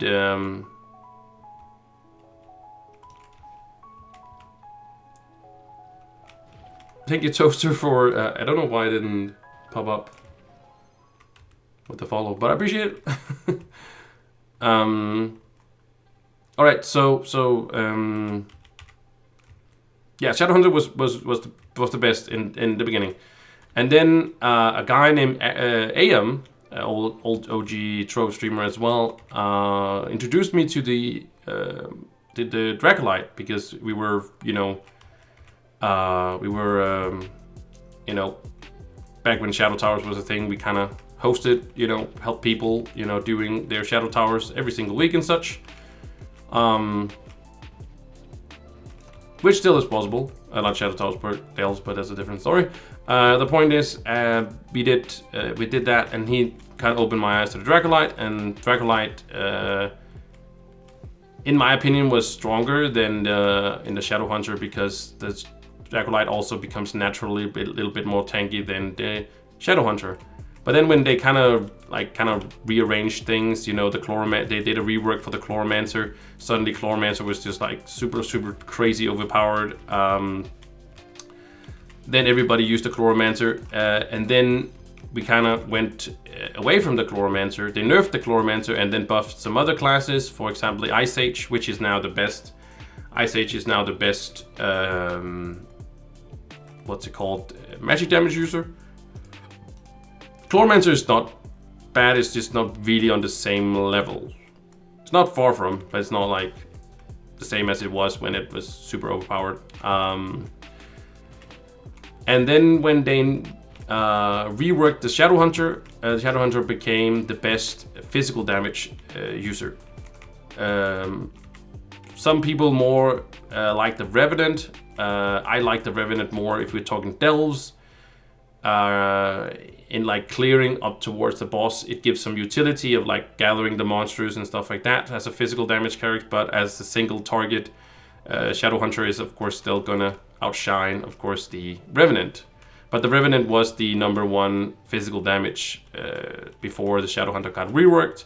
So now the Shadowhunter is the #1 of that, but it's still not as strong as the Ice Age. Ice Age is still a little bit stronger than that one.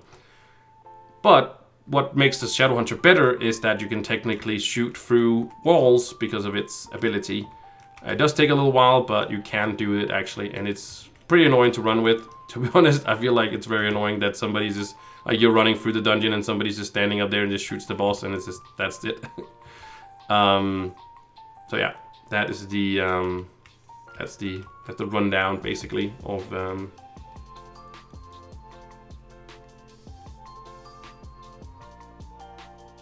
yeah, there was a time when Revenant was also just like based off their health. I miss those days. Now every class is built the same. I like there was some diversity, some roles, and all that stuff.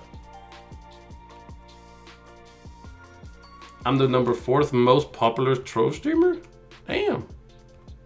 of all time or of today or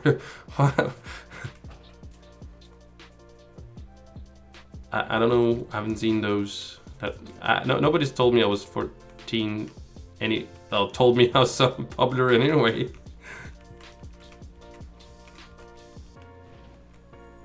And hello. But I'm happy you joined. I guess that makes me a little. Ice Age after Shadowhunter, because yeah. Oh, the last 40 days, 30 days. Nice. Okay, cool. my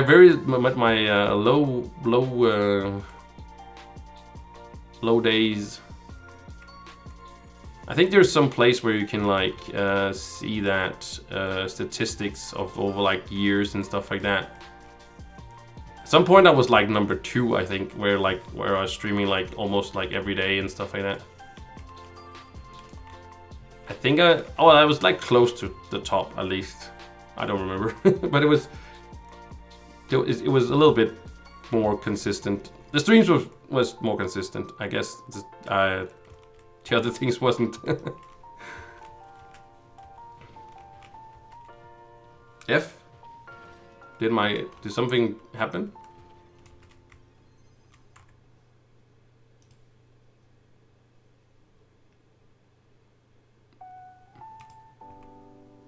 Are we still live?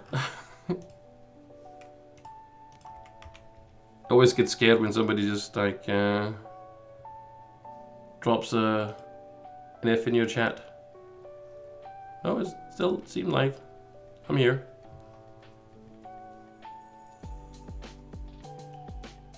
I see myself at least.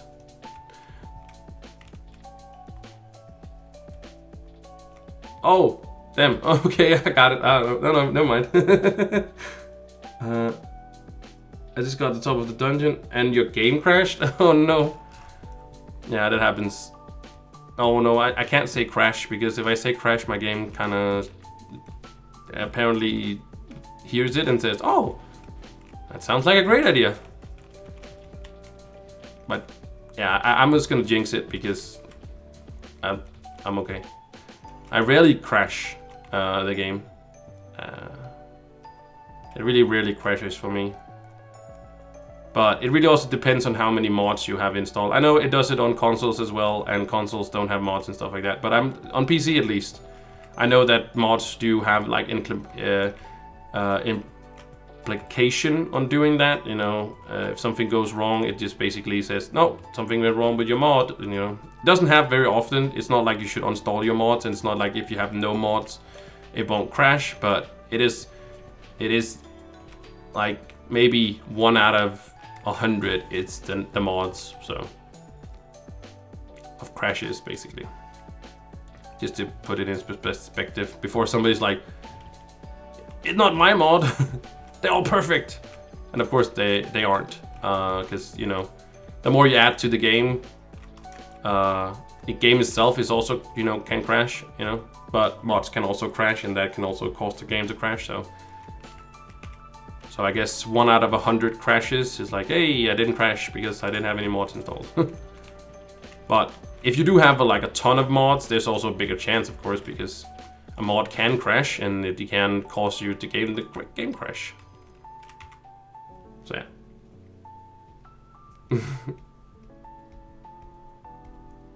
You too, Navi. Thank you for stopping by, man. I appreciate it. Have a good day. Good day, good day, good day.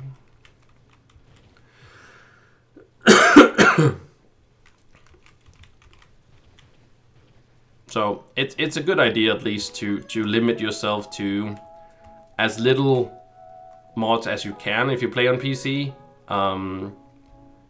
Like, don't have unnecessary mods installed that you don't really use. Like, for example, like if it's something like if it's something you don't use for that day or whatever, you should just disable it. I know it's like, doesn't matter too much if you don't, but it's just like, it's not really necessary to always have like a bunch of mods installed, unless if it's complicated to install. It's just like, no way.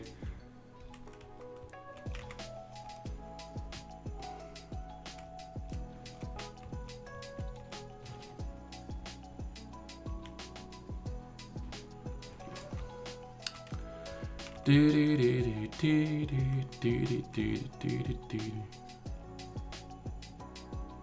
really want to see where that old... Alright, thank you Lag for stopping by.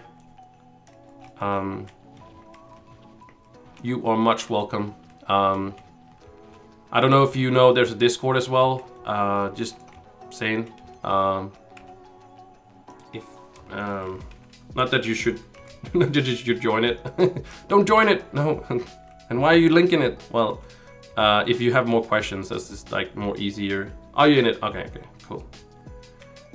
It's just I want to make sure that you know, if people have questions, they can always comment on YouTube. I always answer like there as well.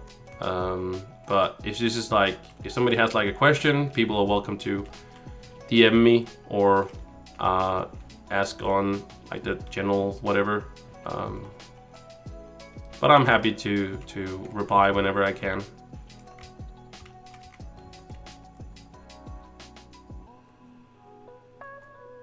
So yeah. What class do I find the most fun? Well, the most fun. Like I am playing the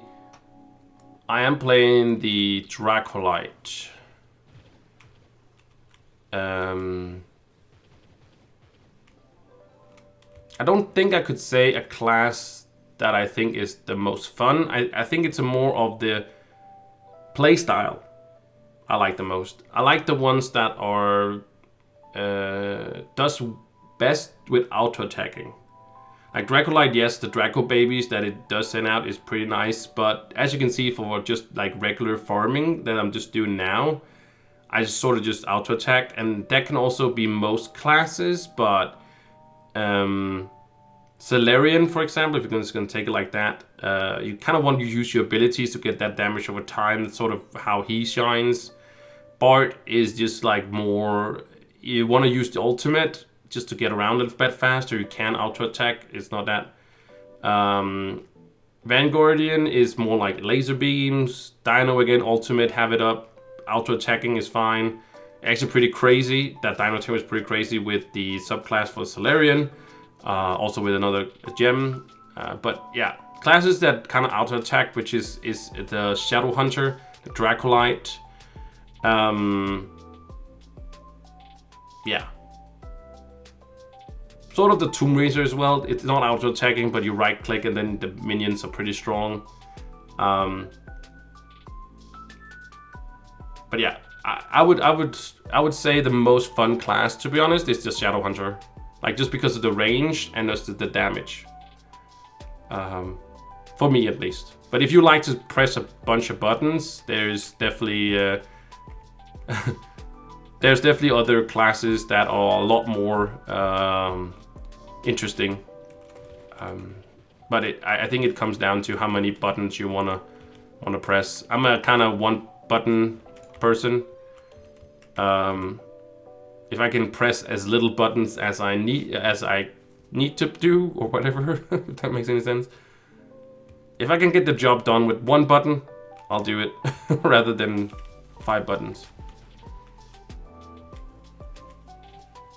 Or 2, I guess, 3 buttons.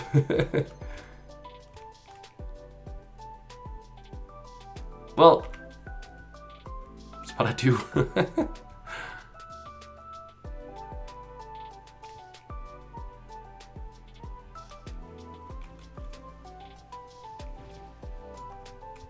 I don't, it's just more, I didn't want to say, I could say Dracolite, I could just give you the short answer and say Dracolite, I feel like, because that's one I'm playing.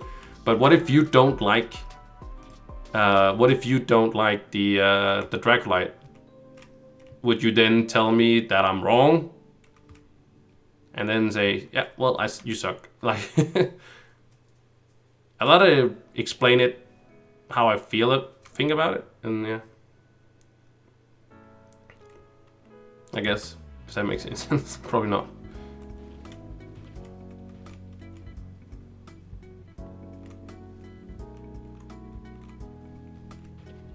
Yep. No, Neo Ninja is still the fastest around. Kind of depends on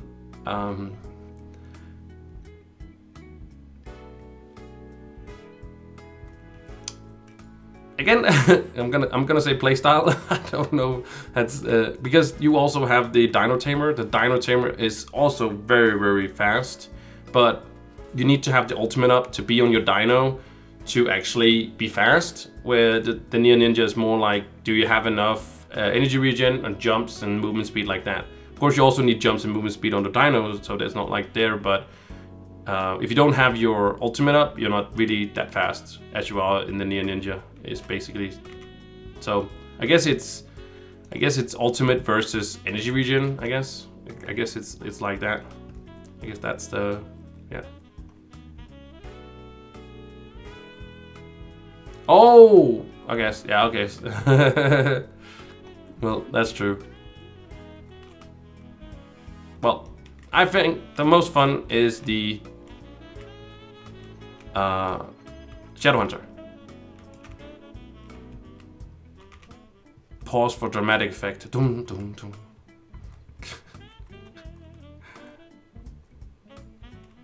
No, they haven't changed the Neo Ninja. And I don't think it's gonna get changed soon.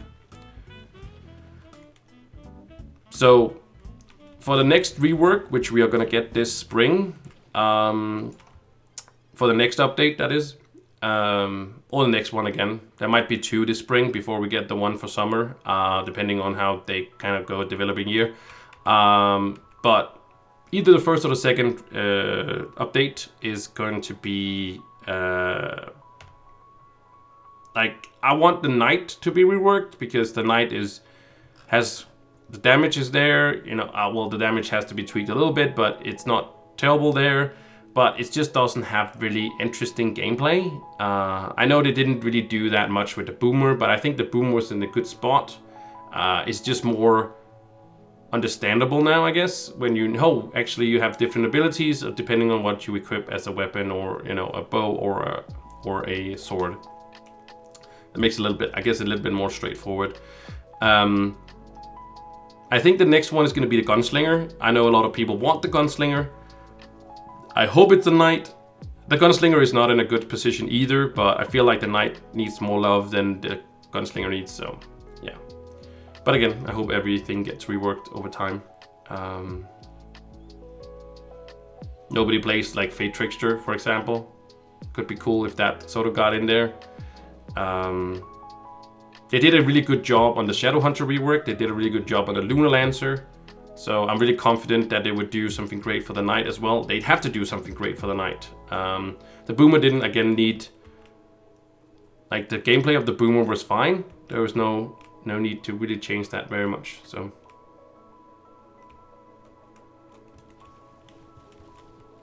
Yeah. The Shadow Hunter is nice. It's just like... auto attack heaven.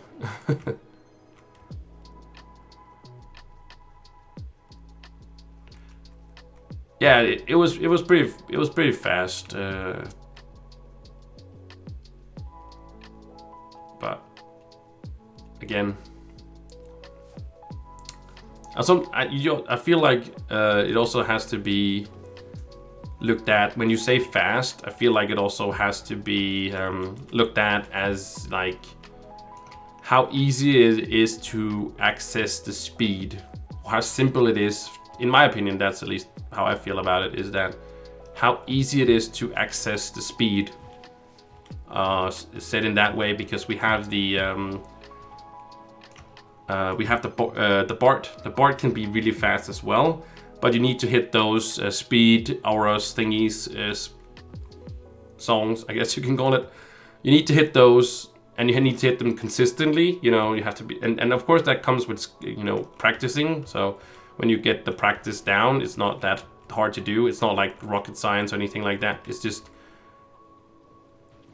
as long as there's something called a Neo Ninja and a Dracolite, oh no, sorry, Dino Tamer in the game, those to me just seems easier to get that speed on. So it's like, if you want to challenge yourself or go easy mode. That's sort of just how I feel about it. And I haven't played a lot of Bart, so I don't know if it's like how complicated it really is. Maybe like, of course, Bart mains would say it's super easy, of course. But I just looking from the outside, it just seems easier to do it on the Dino and the Ninja.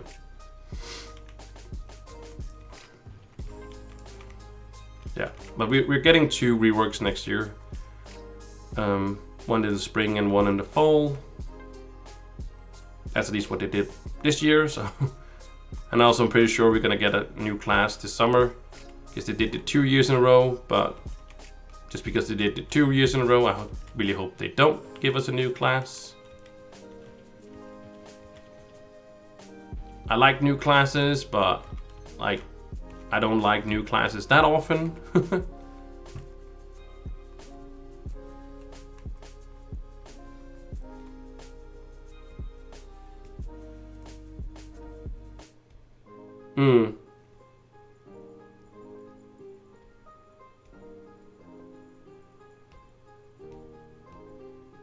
Yeah, I think that could be something they could move forward with, like,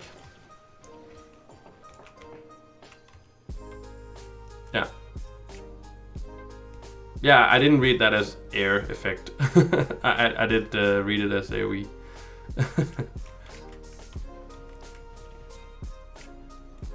But I just wish that there would be more diversity in, like, not only first of all, I wish there was more like class gems. Yeah, they are. Even on the ones that has been reworked.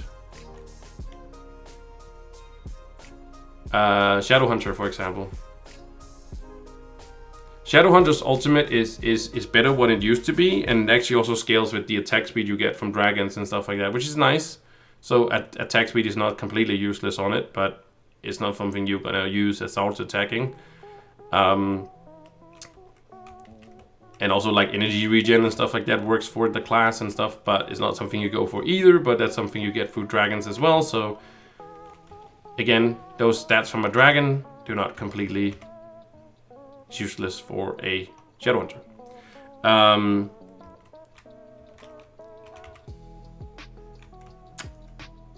So they are doing something with it, but you still don't really use the ultimate for the Shadowhunter or the #1 ability, the bomb thing.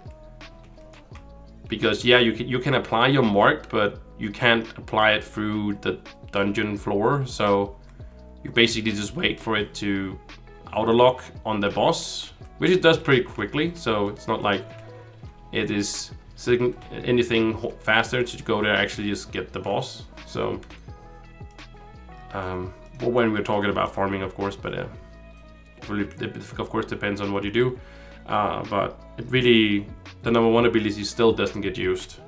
It didn't get used before, still can really get used now.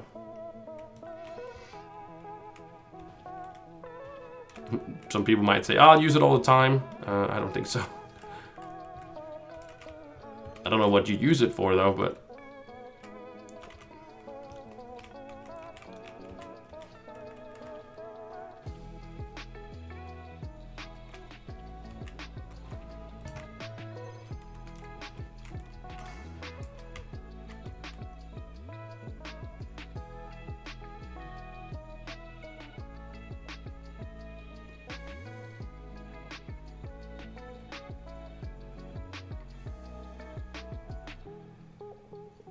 yep, yeah.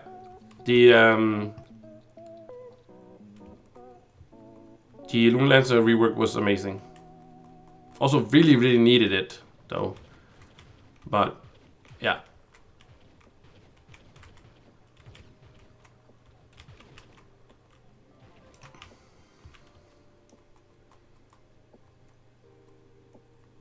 And that's also why I think that it's very important that they pick classes which, like, I feel like the boomer, sure, it was fine that they did, and the boomer is better, but this also depends on how much they want to change. I feel like maybe it's not great to make a rework just to make a rework, you know, if you know what I mean. Like, it's not like if nothing really changes, can you really call it a rework? Like, you know.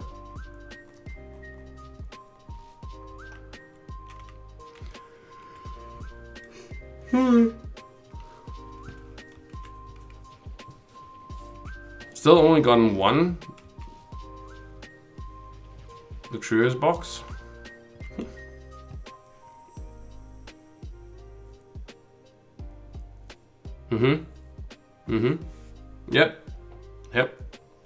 Yep. That's what my idea was.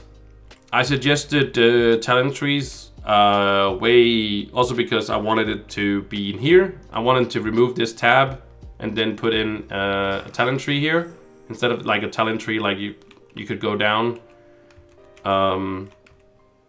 You know, put points like, you know, down here, go backwards, forwards, whatever. Yeah. And then we got the star chart, and I think its star chart is not terrible, but it's just like, it's still like some ways changes some stuff, but it doesn't change so much either. It's just like more stats on top of more stats of the same stats. And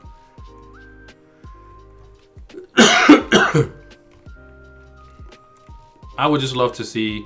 That's also why I hope that we got, like, when we got the ring, the Paragon update, which I also suggested the Paragon system. Just, yeah. Yep. Don't say it. I didn't say it was me. No, when I saw the new rings, for example, the ring polish thing, I thought it was actually new class gems. So I was just like, nice new class gems, different class gems. There's still gonna be class gems that people are going to use more, but at least it gives people the option. I just want people to have the option. I don't want the people to not have it. Like, it might be, oh, nobody's gonna use it anyways, sure, but at least some people have the option. Like, I'm pretty sure there's nobody out there that actually uses the ring polishing. Do anybody really use the ring polishing? Like, I don't think there is. Might be people out there that don't even, well, of course, people, but no.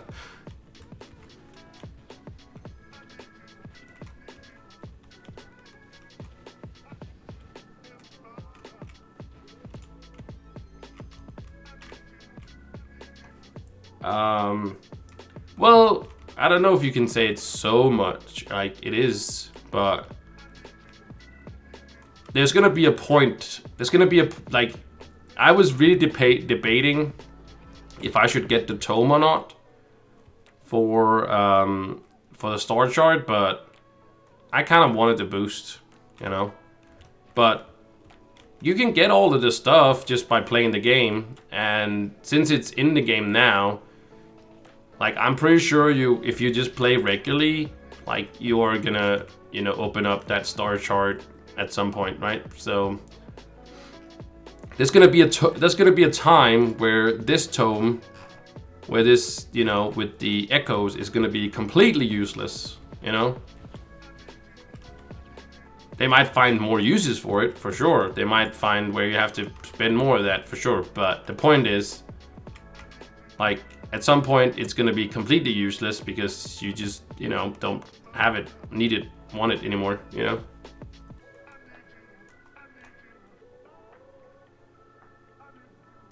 Oh, the keys, but we needed the keys. I don't know how much of these qubits I've spent on gym booster boxes. Gym booster boxes are a freaking scam. Not really a super scam, but they're really not worth what they're costing here. They're more worth, I don't know, I don't want to say worth any of these anyway. They did do it with the gym converters, I think that's great, because before I think I made 2 videos on me spending 300,000 qubits and 400,000. Let me see, actually, let me go to YouTube here and let me search for like that, I think. Didn't I? No, that's not gem boost. Is that, can I say that like that? Yeah, I've spent it 2 times, I'm pretty sure. Didn't I? I'm pretty sure I made 2 videos like that.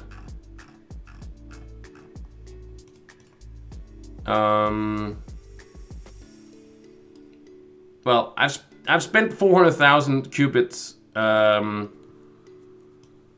Okay, maybe I have said qubits. Did I only do 1?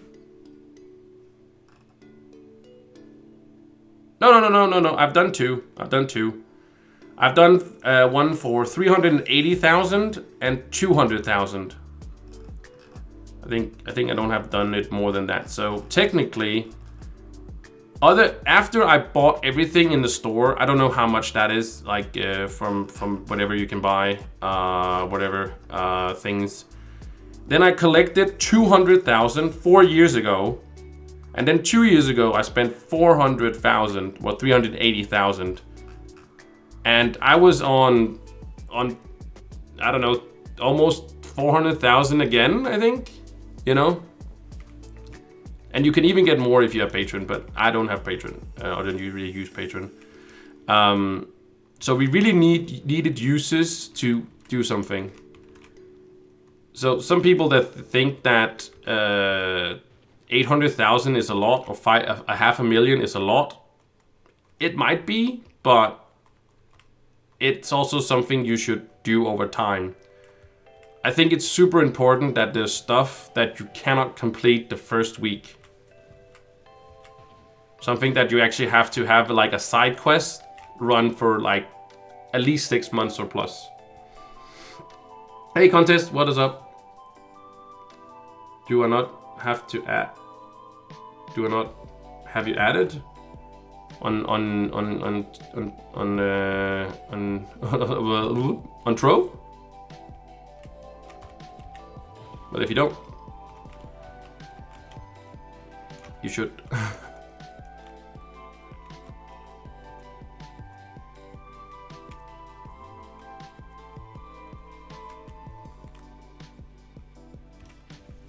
Yeah. But you don't have to spend $200.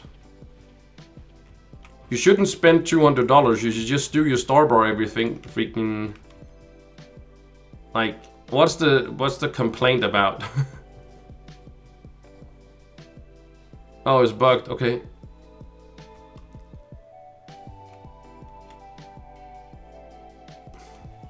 It is a lot of qubits. Don't get me wrong, it's a lot.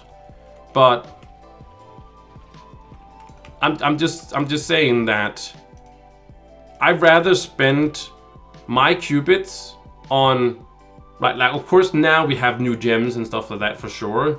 Don't get me wrong, which gem booster boxes can help on. But when we had, that's why I spent my qubits on, because I had this idea that it would kind of cool to spend them because I had so much and there was no like new stuff coming into the shop. So I spent on gem booster boxes, and sure, gem booster boxes are cool, but I'd rather have it more options to spend it on.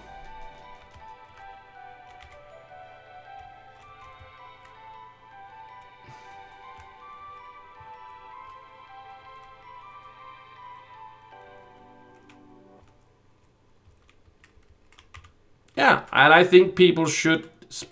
Yes, I really think people should spend their money if they want to. But if they blame, I will bet you anything in this world that there's also people like when Gamigo releases things, when Gamigo releases things that do not cost real money, I will bet anything there's also people, you just don't hear about these people, that complain to them saying, why can't I just not throw money at this? Because you might be, this is this is something with like, when you see people like throwing like 100 subs to some streamer, whatever, or donating 100,000 or something like that to Amarath or something like that, and you say, oh, that's insane, how can people just throw that kind of money? But we do have to remember, there is a few people out there where like one, you know, to us $1 for them is like maybe like for us it's 100,000, right? Or 10,000, sorry, $10,000. But to them it's like $10. You know what I mean? Like some people do have that kind of money. And I'm not saying that is people have that in Trove. I'm just saying that there is going to be people out there that want to spend their hard-earned money on Trove, and I think it's great. It's your money. It's not going to be a lot of people, but there is a few, and I do not blame Gamigo for giving people the option. I would only blame Gamigo if they put something in there that you couldn't get it. And then I know there's a few things you can't get without spending money, but hear me out here. That you couldn't play the game. Like for example, a zone. For example, there's a zone. Like for example, you couldn't get into Uber 11 if you didn't pay that money. If you know what I mean? And yes, you could say that getting into U11, you need the power rank, and power rank goes for mastery and so and so and so. Yeah, you know. But I'm saying like straight up, you know, World of Warcraft style. You cannot play World of Warcraft before paying for it every month. That's what I'm saying. You can play Trove completely for free if you want to. That's what I'm saying. Rim, thank you so much for the follow. I appreciate it. You said Mastery. Who's number 1 on Mastery? There we go. Trove Mastery, that is. Yeah. Scythe has been... Like, the people that don't like Scythe, I can see it in some cases. There's definitely some stuff he's done that I've heard of. I've never had any interactions with him myself. I tried to text him once on Discord to come on my podcast. I never got a reply. That's okay. You know, this happens. But what was I saying? Oh yeah. My point being is that he spent a lot of money on the game as well. So, you know, that's kind of nice because that's actually developing the game. Right? So yeah. Yeah, Rem, you can. I just need your in-game name, man. Is that okay, Laser? Yeah, about a year and a half, actually, I would rather say.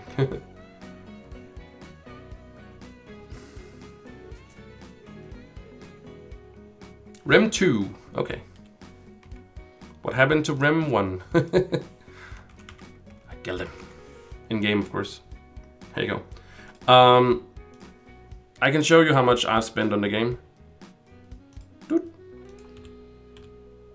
Yay, welcome Rem. Welcome. Here we go. There we go. $780. That is from 6 years. 6 years ago. Well, I didn't spend 780 6 years ago. Over the 6 years I've been playing, 6.5 years, I came back playing the game with the first year anniversary and then never looked back. I spent $780.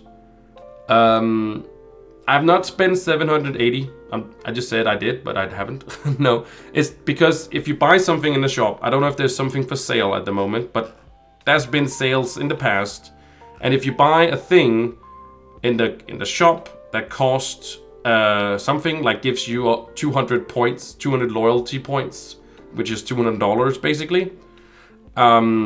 If you buy a pack to $200, but it's half price, so it's only $100, you say, oh, now it's half price, I want to get it now because now it's half price, you'll still get 200 points. So just keep that in mind. And I have bought things on sale, so I haven't spent technically 700. But again, this is over 6 years. So I think it's fine, but it doesn't, it's not important if I justify it or not, you know. I think it's great that you do spend some money on things you like. Yeah, was just mentioning it. Hey Panda, what's up? How you doing?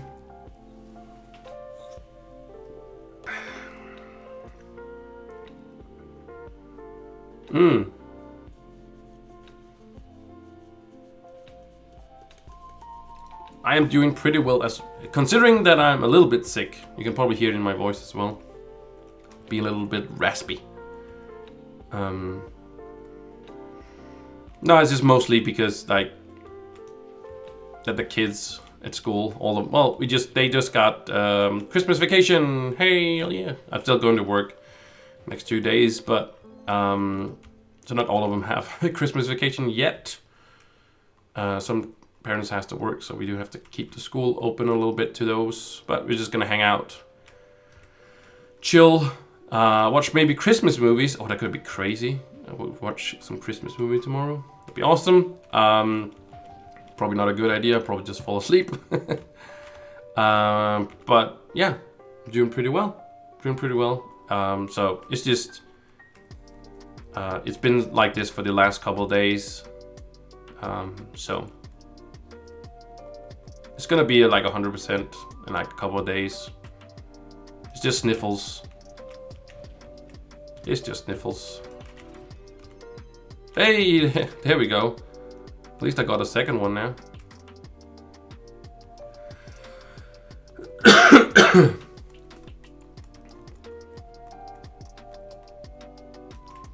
I like talking about the money aspect of Trove because like I feel like sometimes, and of course nobody in this chat, of course, has like a little bit of a narrow, look at things.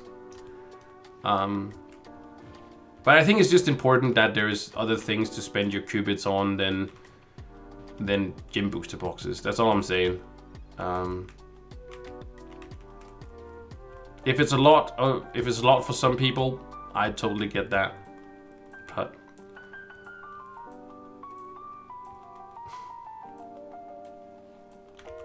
I just,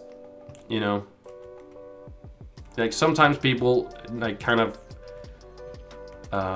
say like Trove is like a game where you just play it for like 5 minutes and then you're done with everything and then you play some other games.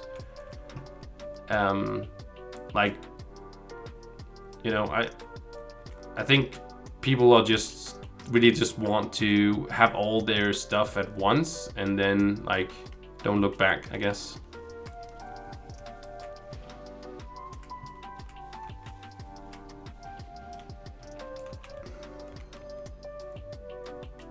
And I can't really blame Gamigo for wanting to make some money. Like, when they put in the option of not having to pay for it, but then actually spend time playing their game.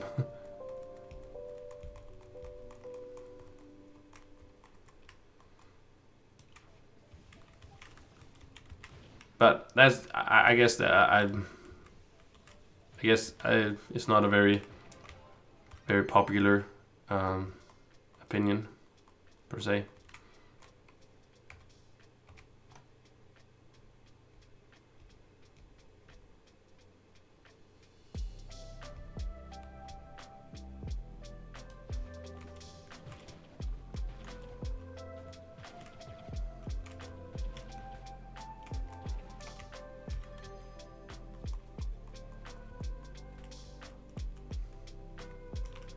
I just feel like they should be treated fairly, like.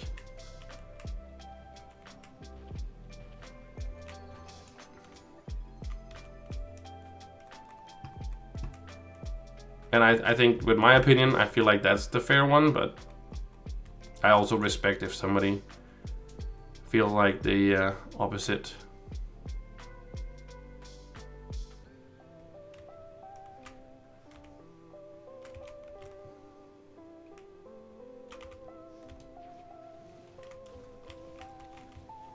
I saw Josh, whatever his name is, Josh Hayes, whatever his name is. He actually played Trove for like 5, 6, 7 months ago. Like sometime this year he played Trove. And I didn't really watch the whole video because I saw the whole video he did on Gamigo. I should probably watch the whole thing. But the thing is that at least what the very short I saw is that he did find it okay. Like he has like a series on finding the worst MMO, whatever. And people were kind of kind to Trove as well in the comments. I read some of the comments, and people were kind of kind to it, so that was nice, you know. It wasn't gonna be like a roast fest or something like that. That's, you know, everybody got hurt by Trove, for example. Like, it's only a video game. What do you gotta be mad? But my point is that he was quite unfair to Gamigo. I feel like in his video towards them. In some cases, it's definitely maybe. I don't know the whole story, and I don't think he knows the whole story. I think he's just assumed a lot, like what you know, how Gamigo is. I think I don't want to be Gamigo, that's for sure. Because Gamigo's business model is basically buying a video game that nobody really wants to have, and then see if they can't make money off it.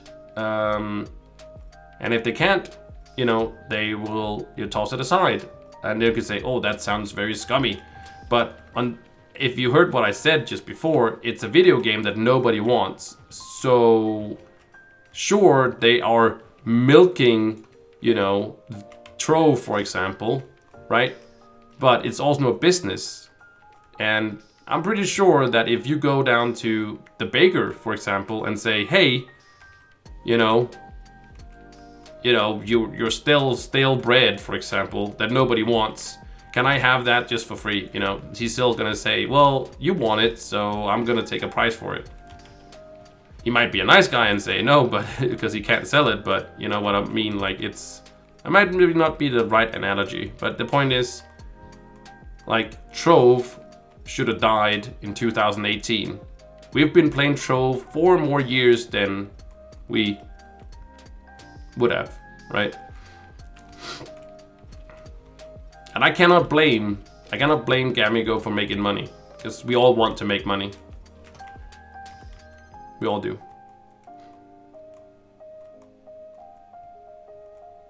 Like Andrew and Adam, very nice guys.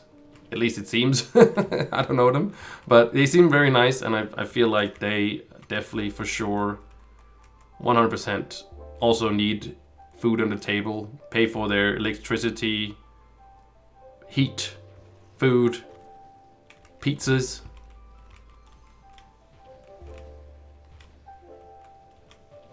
Yeah, it happened so that in 2018 it was supposed to die because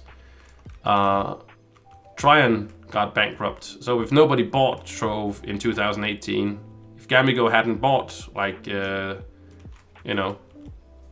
Trove, all the other games, and all those games has died because they just didn't have the platform. And I think that was the problem. I think that Tryon World would have survived if Tryon World would have, like, closed down the games that Gamigo has. But I think Tryon World couldn't really let those games go because they put a lot of effort into them, where it's because they were their babies, you know, basically, right? And I think that's the downfall. But if they've been looking at the business side, they would have probably still been in business as a, you know. Yeah.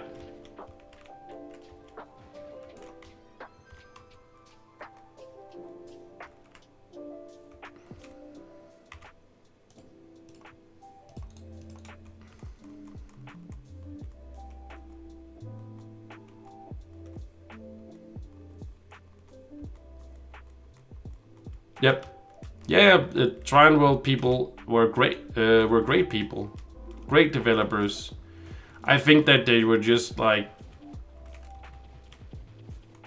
sort of in the like they were just not businessmen. Gamigo is led by businessmen, and they want to make money, but I don't feel like they are. And I can't say for the other games they have for sure. Like I don't know the in and outs and all the other games they have, but at least I can tell them by Trove. The Trove is they could have changed Trove 4 years ago, you know, to be like we talked about earlier, be an aggressive pay to win where it's like popping up every time you basically you know, kill a boss like they do in Diablo Immortal, right? Like right there, done a dungeon. Hey, you did a dungeon. Do you want to buy something? You can buy something if you want to, you know. Oh, you killed a monster. 3 monsters you killed. Awesome. Here, you want to buy something? You know.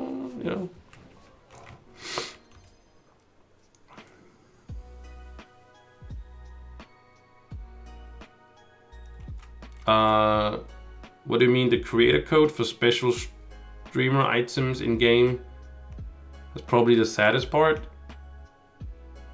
Oh, let me see.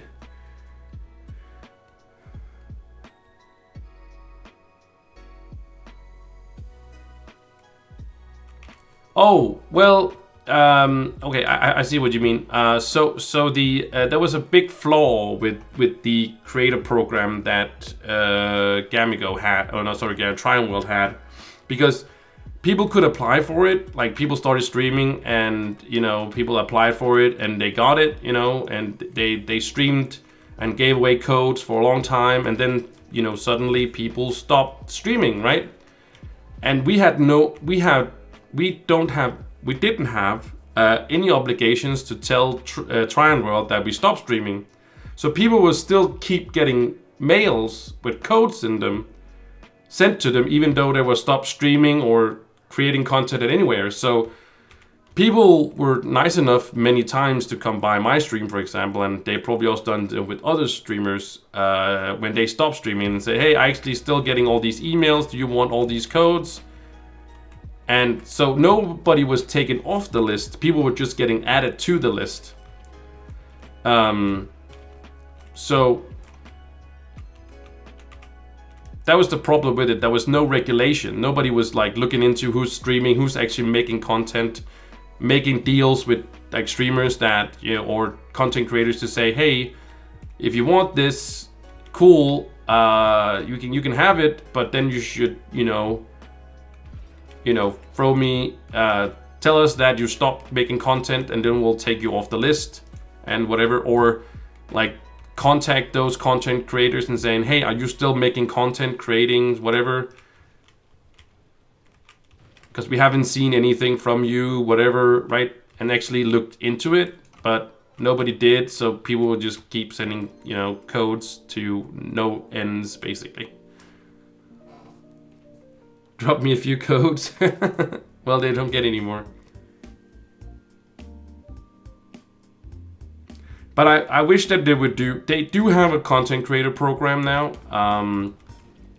It's giving to very few people. As far as I know, it's only Fafi and Scythe or Soji who has it.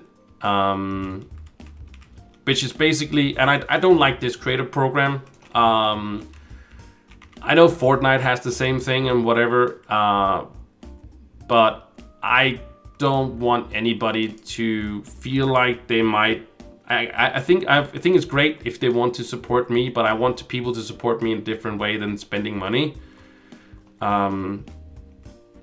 If you really want to support me, you know, put a like on my video. It doesn't cost you anything. When you watch the video, watch another video. And if you don't want to watch the video, you can put it on mute and just let it run if you want to support me like that, for example. But the creator program there is now is that they have a link that you can use, and then it would link you to their shop. And then when you buy something in the shop, if you're going to buy anything, you know, something anyways, you know, that's cool. But it's just like some people might want to say, oh, I want to support Wahoo. You know, so I'm gonna go buy something in the shop. Then I'll support my streamer as well, or my content creator, and that's all. I would have super much appreciated, but when there's real money involved, I don't want to be part of it. They haven't approached me to, maybe because I have had this opinion all the time. I don't know. I don't really care because I'm gonna say no anyways. We'd love to be asked, but I understand if that's their reasoning. I would love to help them promote things. I promoted things. I made a video on the I made a video on their plushie. Like, I haven't seen any of the other content creators do that. I also bought one myself, so I do have a little bit of an interest because I want one as well. But it's mostly because I think the plushie is awesome and I would love to promote stuff like that, and I don't need to get paid for it. Like, all I want from them is just to say, hey, do you want to do something about that? Do you want to, promote this a little bit? We're doing this plushie thing. Do you want to promote it a little bit, And I'll do it for free. I don't care. Like, it's not about the money. It's just about, hey, I want to help out, if it's something I believe in, And sure, that's also about money. I know, I know. But I think that's something different where it's not like,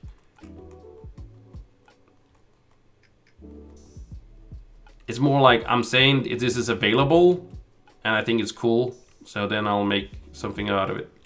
You know what I mean? You watch Hive? Yeah.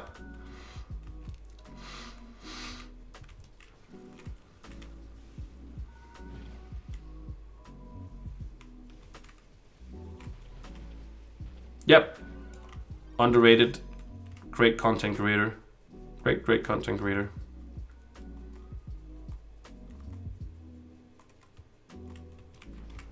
I think it's just what makes a great content creator, what makes a good content creator is a guy like Mr. Beast. There is a reason why Mr. Beast is where he is, right? It's because that he plays well with a lot of different YouTubers. He's always on. Like, he makes good videos, of course. That's first of all, right? But he also collabs with other people. Like, he's on. If you were to call Mr. Beast right now, like if you had his number, and say, hey, what are you doing? And he's like, well, I'm filming this video and whatever. And he's not like he's not doing anything. I'm just sitting at home. Hey, would you like to be in a video with me? And of course, depends on you. Not everybody has Mr. Beast's number, but the point is, he says yes all the time, even though he doesn't have to, Usually the big YouTubers and content creators kind of like, oh, how does it benefit me? But Mr. Beast doesn't think that. At least that's how I perceive him. He might be a completely different person, but at least what I've seen of a lot of different things and different videos he's been in with other content creators that I've never heard of, it's just like, my opinion is that he's basically collabing with as many people as he can because he actually genuinely says, when he says that he wants to bring the whole, platform up, he actually wants to do that. And the only way is that to collab. And I think, underrated, he really didn't collab with like anybody else. And I'm not saying here that I'm a better content creator than Underrated or Scythe or Faffy, but I'm just saying, and that doesn't make you a good YouTuber. I feel like it just makes you a good content creator that you're also willing to collab with people that are, I wouldn't say less than you, because I don't feel like that's a good word, but benefit. How does it benefit me, right? And I'm pretty sure Scythe is like that. I'm not judging. He can be however he wants to be. There is no law that doesn't say it, but I feel like he hasn't reached out to anybody, basically. And I've reached out to a lot of content creators, like in Trove. I've done it a lot. And that doesn't make me the best or whatever. It's just like, I feel like that's an important thing to do when being a content creator, is to to benefit or like reach out to other content creators as well. Like try to establish something and stuff like that. I had my podcast. I had a bunch of people on from the community. I have had so many stuff, like, you know.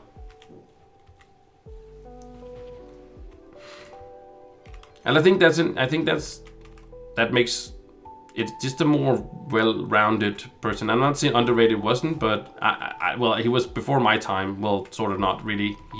But I didn't end up doing anything with him. But I'm just saying, I think that's just my opinion. And I'm definitely not saying I'm better than anybody else at all. I just feel like it could be cool if, no matter what size you were, you know. And again, I don't know. I don't want to take any away from anybody's favorite YouTuber or whatever.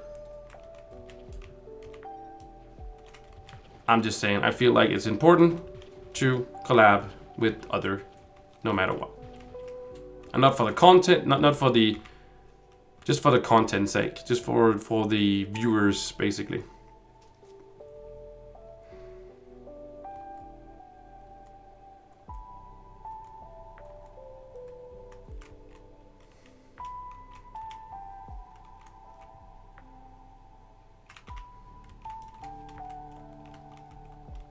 Yeah. Yep. I'm pretty sure that would be the case, you know. We lift each other up. We don't bring each other down, but I can see it, because it's also the thing is that if you collab with somebody else and they, you know, actually like that other person better, right? That happens, right? You lose that viewer, right? And that's actually money out of your pocket. And if your livelihood is depending on it, I can see it, but it's just like, I don't know, like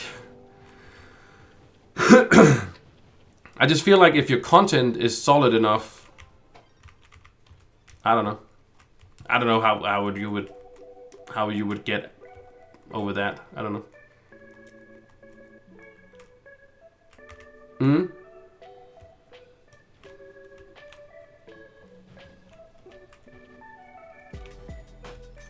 But it's a risk to take, you know? I know.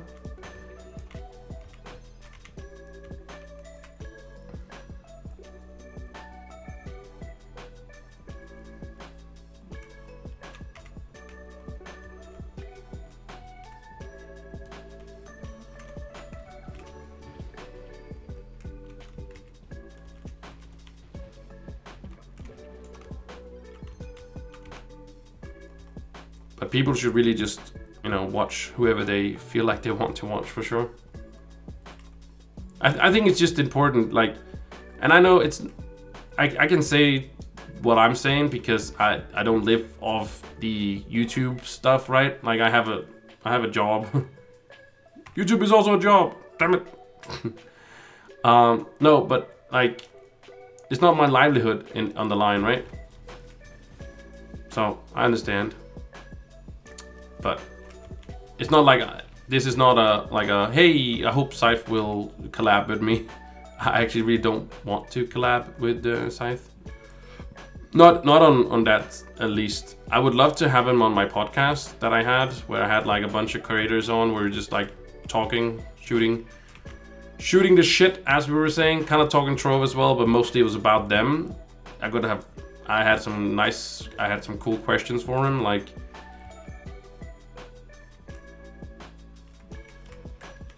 because when people start playing Trove, everybody's like,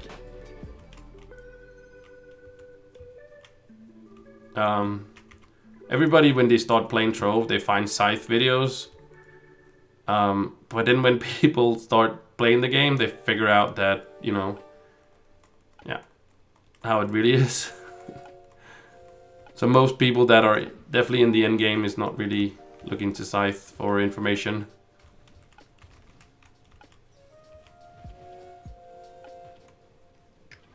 But the thing is that people make these, the people that really know was like really test things,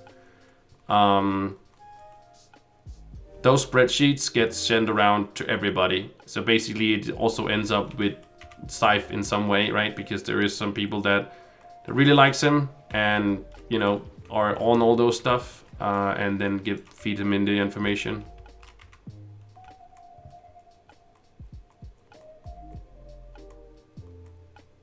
So if people think that Scythe knows all this, he doesn't. He doesn't test anything at all.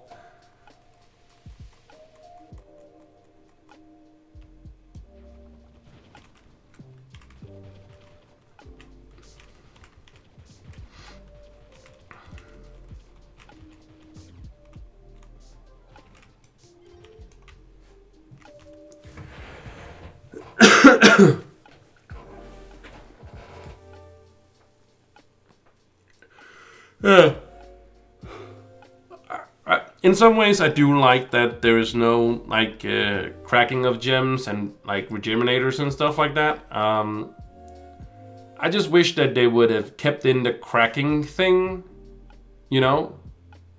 I just wish they would have kept in the cracking thing, but not like removing and adding gems. Like I wish like that they would have done the whole remove and like add gems. Well, the removing gems, I guess it is. Just the removing thing, and then kept in the cracking, and then you had a repair thing, you know.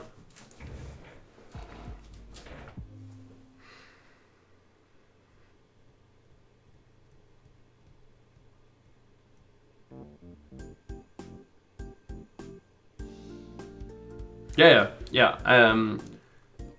Trove, Scythe of course knows about the game, but he doesn't know, and I'm not saying I do either. I am not, I don't go down in, I would say, the game files. I don't go down in the, like I don't extensively test things. I test some stuff, but like the all the fishing stuff and whatever that I did for my, and I gave them credit. Like I told them who it was in the video, that I didn't do all the testing about like where to get all the fish, all the rare fish and stuff like that. I haven't done any of that research. Abby did that, and a few others did that, for example, right? And I gave them credit. I'm not saying I did. I'm just trying to give, like, have people, you know, reach that information, right? So I gave them credit in the video, talking about like fishing and stuff like that. Because I didn't test that shit. I'm not gonna do that either. Not by a mile. Yeah, well, Scythe videos is not bad. He provides the same information that I do. I feel like it's just that the people should just know that. And I don't watch his videos. I see sometimes the thumbnails and stuff like that, and he does all the you know, paid whatever. He pays for all the things and shows to people. People have also asked me to do that, but I'm never gonna make that money back. He makes that money back. Basically, if people don't know, those paid videos, or when he pays for something because he lives off his job to do the videos, he basically pays he pays the price. He doesn't get him paid for him or anything like that. He pays for the pack that he wants to show off. Then he tells his accountant that he did it for work, you know, it's a business expense. Then he can reduce that, and then he can make all the money from the video. That's how it works. How it works for all of them.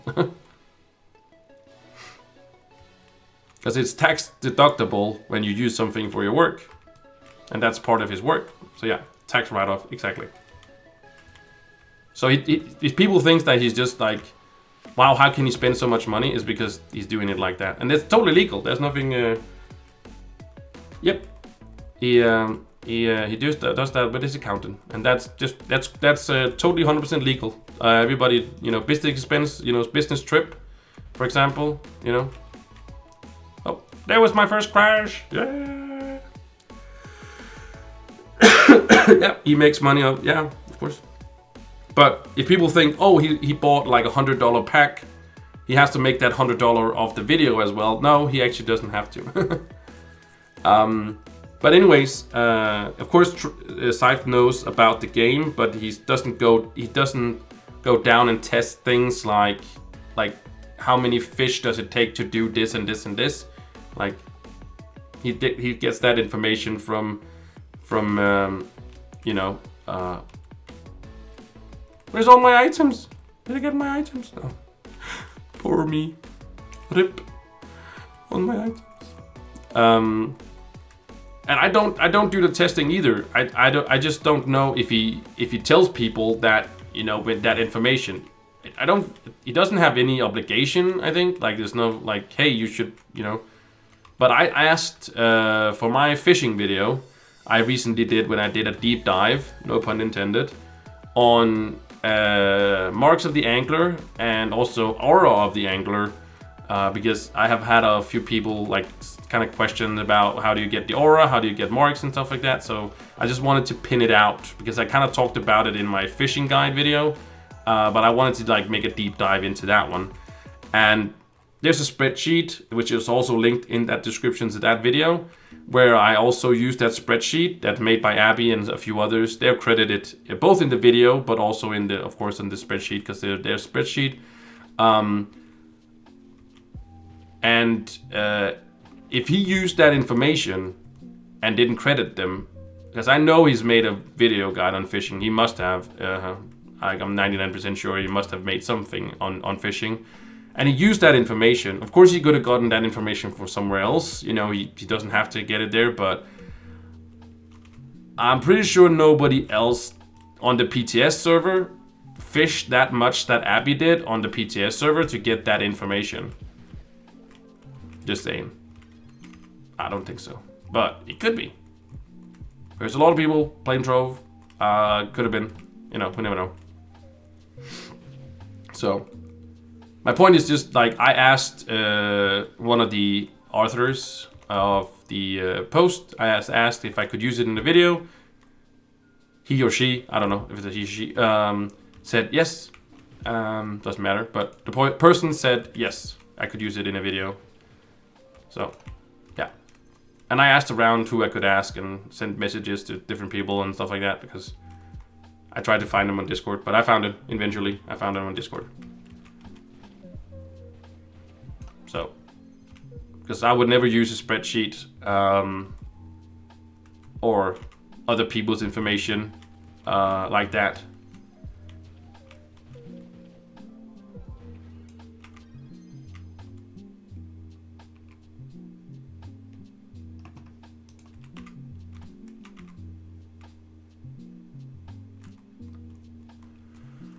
I really need to... Oh, there's one right straight ahead. Straight ahead. But my point just being, I hope that he credits people that actually do the information. Is this more people? I don't hope people are like, oh, Scythe knows everything about Trove, because he don't. Which I do not either.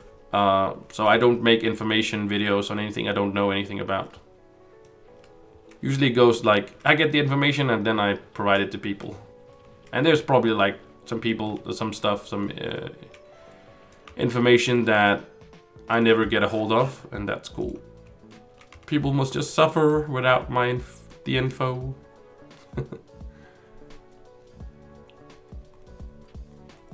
And I was not 100% not trying to call out Scythe or anything like that I'm just saying people should just be aware of things, but it's okay if they don't. It's not like it's supposed to be, but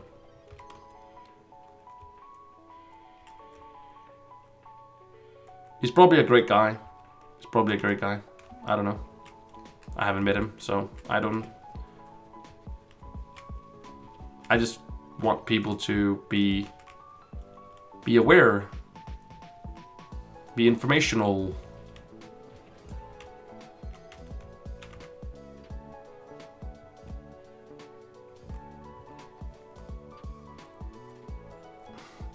Because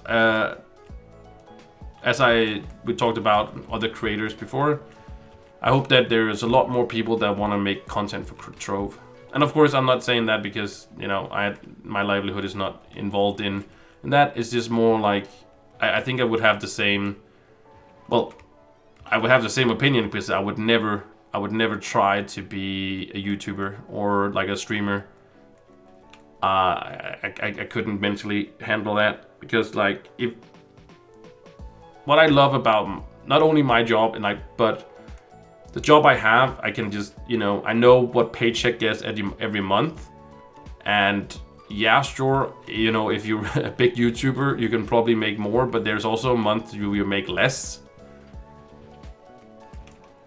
And I have a friend named Caesarian, and I know he has had, you know, anxiety. He has like 200,000 subscribers also on YouTube, and then a ton more on Twitch. He's more on Twitch than he is, of course, on YouTube. But he still has anxiety about like I feel he bought a big house and everything for his, you know, his wife and his son and everything, and he still gets like, you know, he said that I haven't asked him. He said it that this public on stream, so it's not like I'm like, hey, he said something private to me and now I'm just revealing everything. He said this publicly on stream where he's like that he was nervous, you know, sometimes streaming other games and stuff like that because like he plays Path of Exile, but he's nervous that if he plays something else, you know, people will stop watching him and stuff like that. So that's where I was like in my brain saying, wow, I don't want to live off YouTube or Twitch ever. No matter how big I got, like I would just like be the same. Like if somebody's like came to me and say, now you have like 1 million subscribers on YouTube, you should start being full time. No, I wouldn't. I didn't care. Like that'd be cool if I had 1 million subscribers, but I would not quit my job because of it. Because the next day you could have like 0. Like everybody could stop watching your videos and you would get 0 views. Like, and how are you gonna pay anything for that?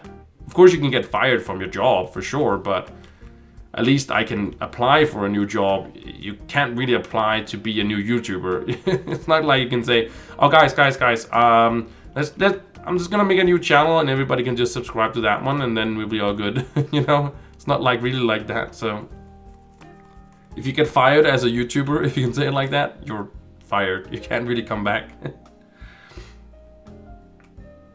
Not in the traditional way, at least. There's not really much of a safety net. That's at least what I feel like there's to be a YouTuber. Like it's probably pretty fun when it's going well, but I think it's as well as how fun it can be going, you know, being a YouTuber. I think it could be just as sucky as that as well. So that's just how I feel about it.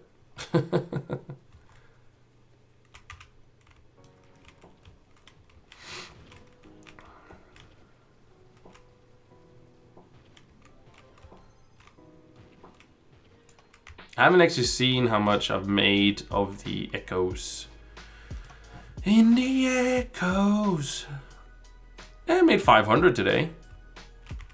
500 echoes today, just by these 3 hours I've been playing. Not too bad. Not too bad.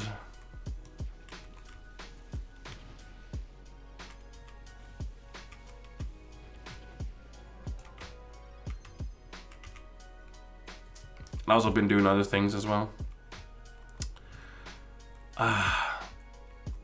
Man, I've been ranting a lot today.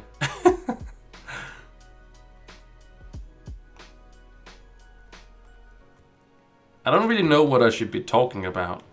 Maybe I shouldn't be talking at all. Like, I think some people get bored of my rants. I don't know.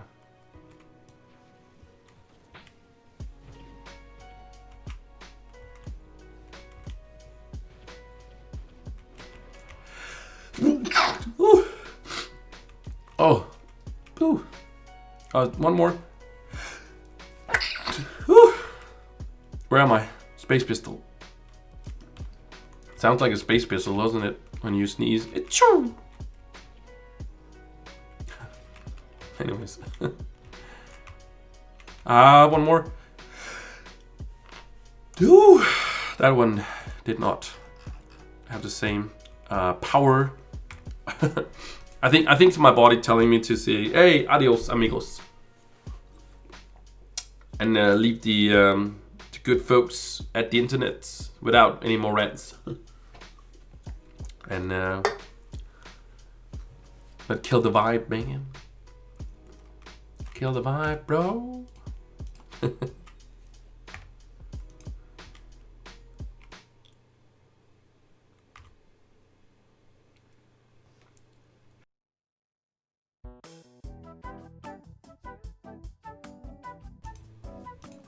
Yep, I really think it's time to go.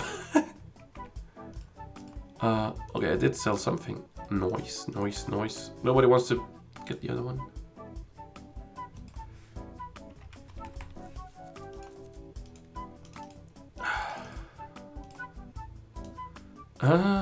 We did make also 300 of these. That's a really nice. It's gonna be nice when we open them next week.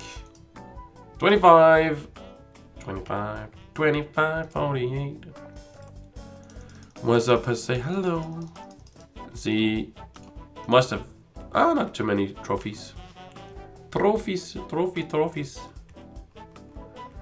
And then we can do the last ones next couple of days.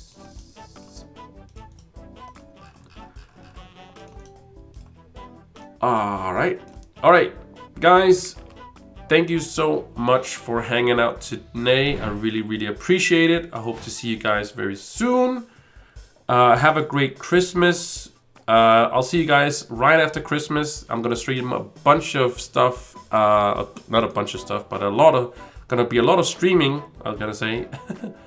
After New Year, not after New Year's. Sorry, after Christmas, between Christmas and New Year's, it's gonna be a lot of streaming between those two. And yeah, I hope you guys enjoyed it today. I hope you guys didn't get bored too much. But yeah, enjoy your rest of your day, evening, morning, afternoon, wherever you guys you are. Thank you guys so much for tuning in. Hope to see you soon. Have a good time, everything else, and so on. So I just want to say goodbye. Thank you guys so much for spending some of your time with me. I super much appreciate it. Goodbye. Love you guys. Bye.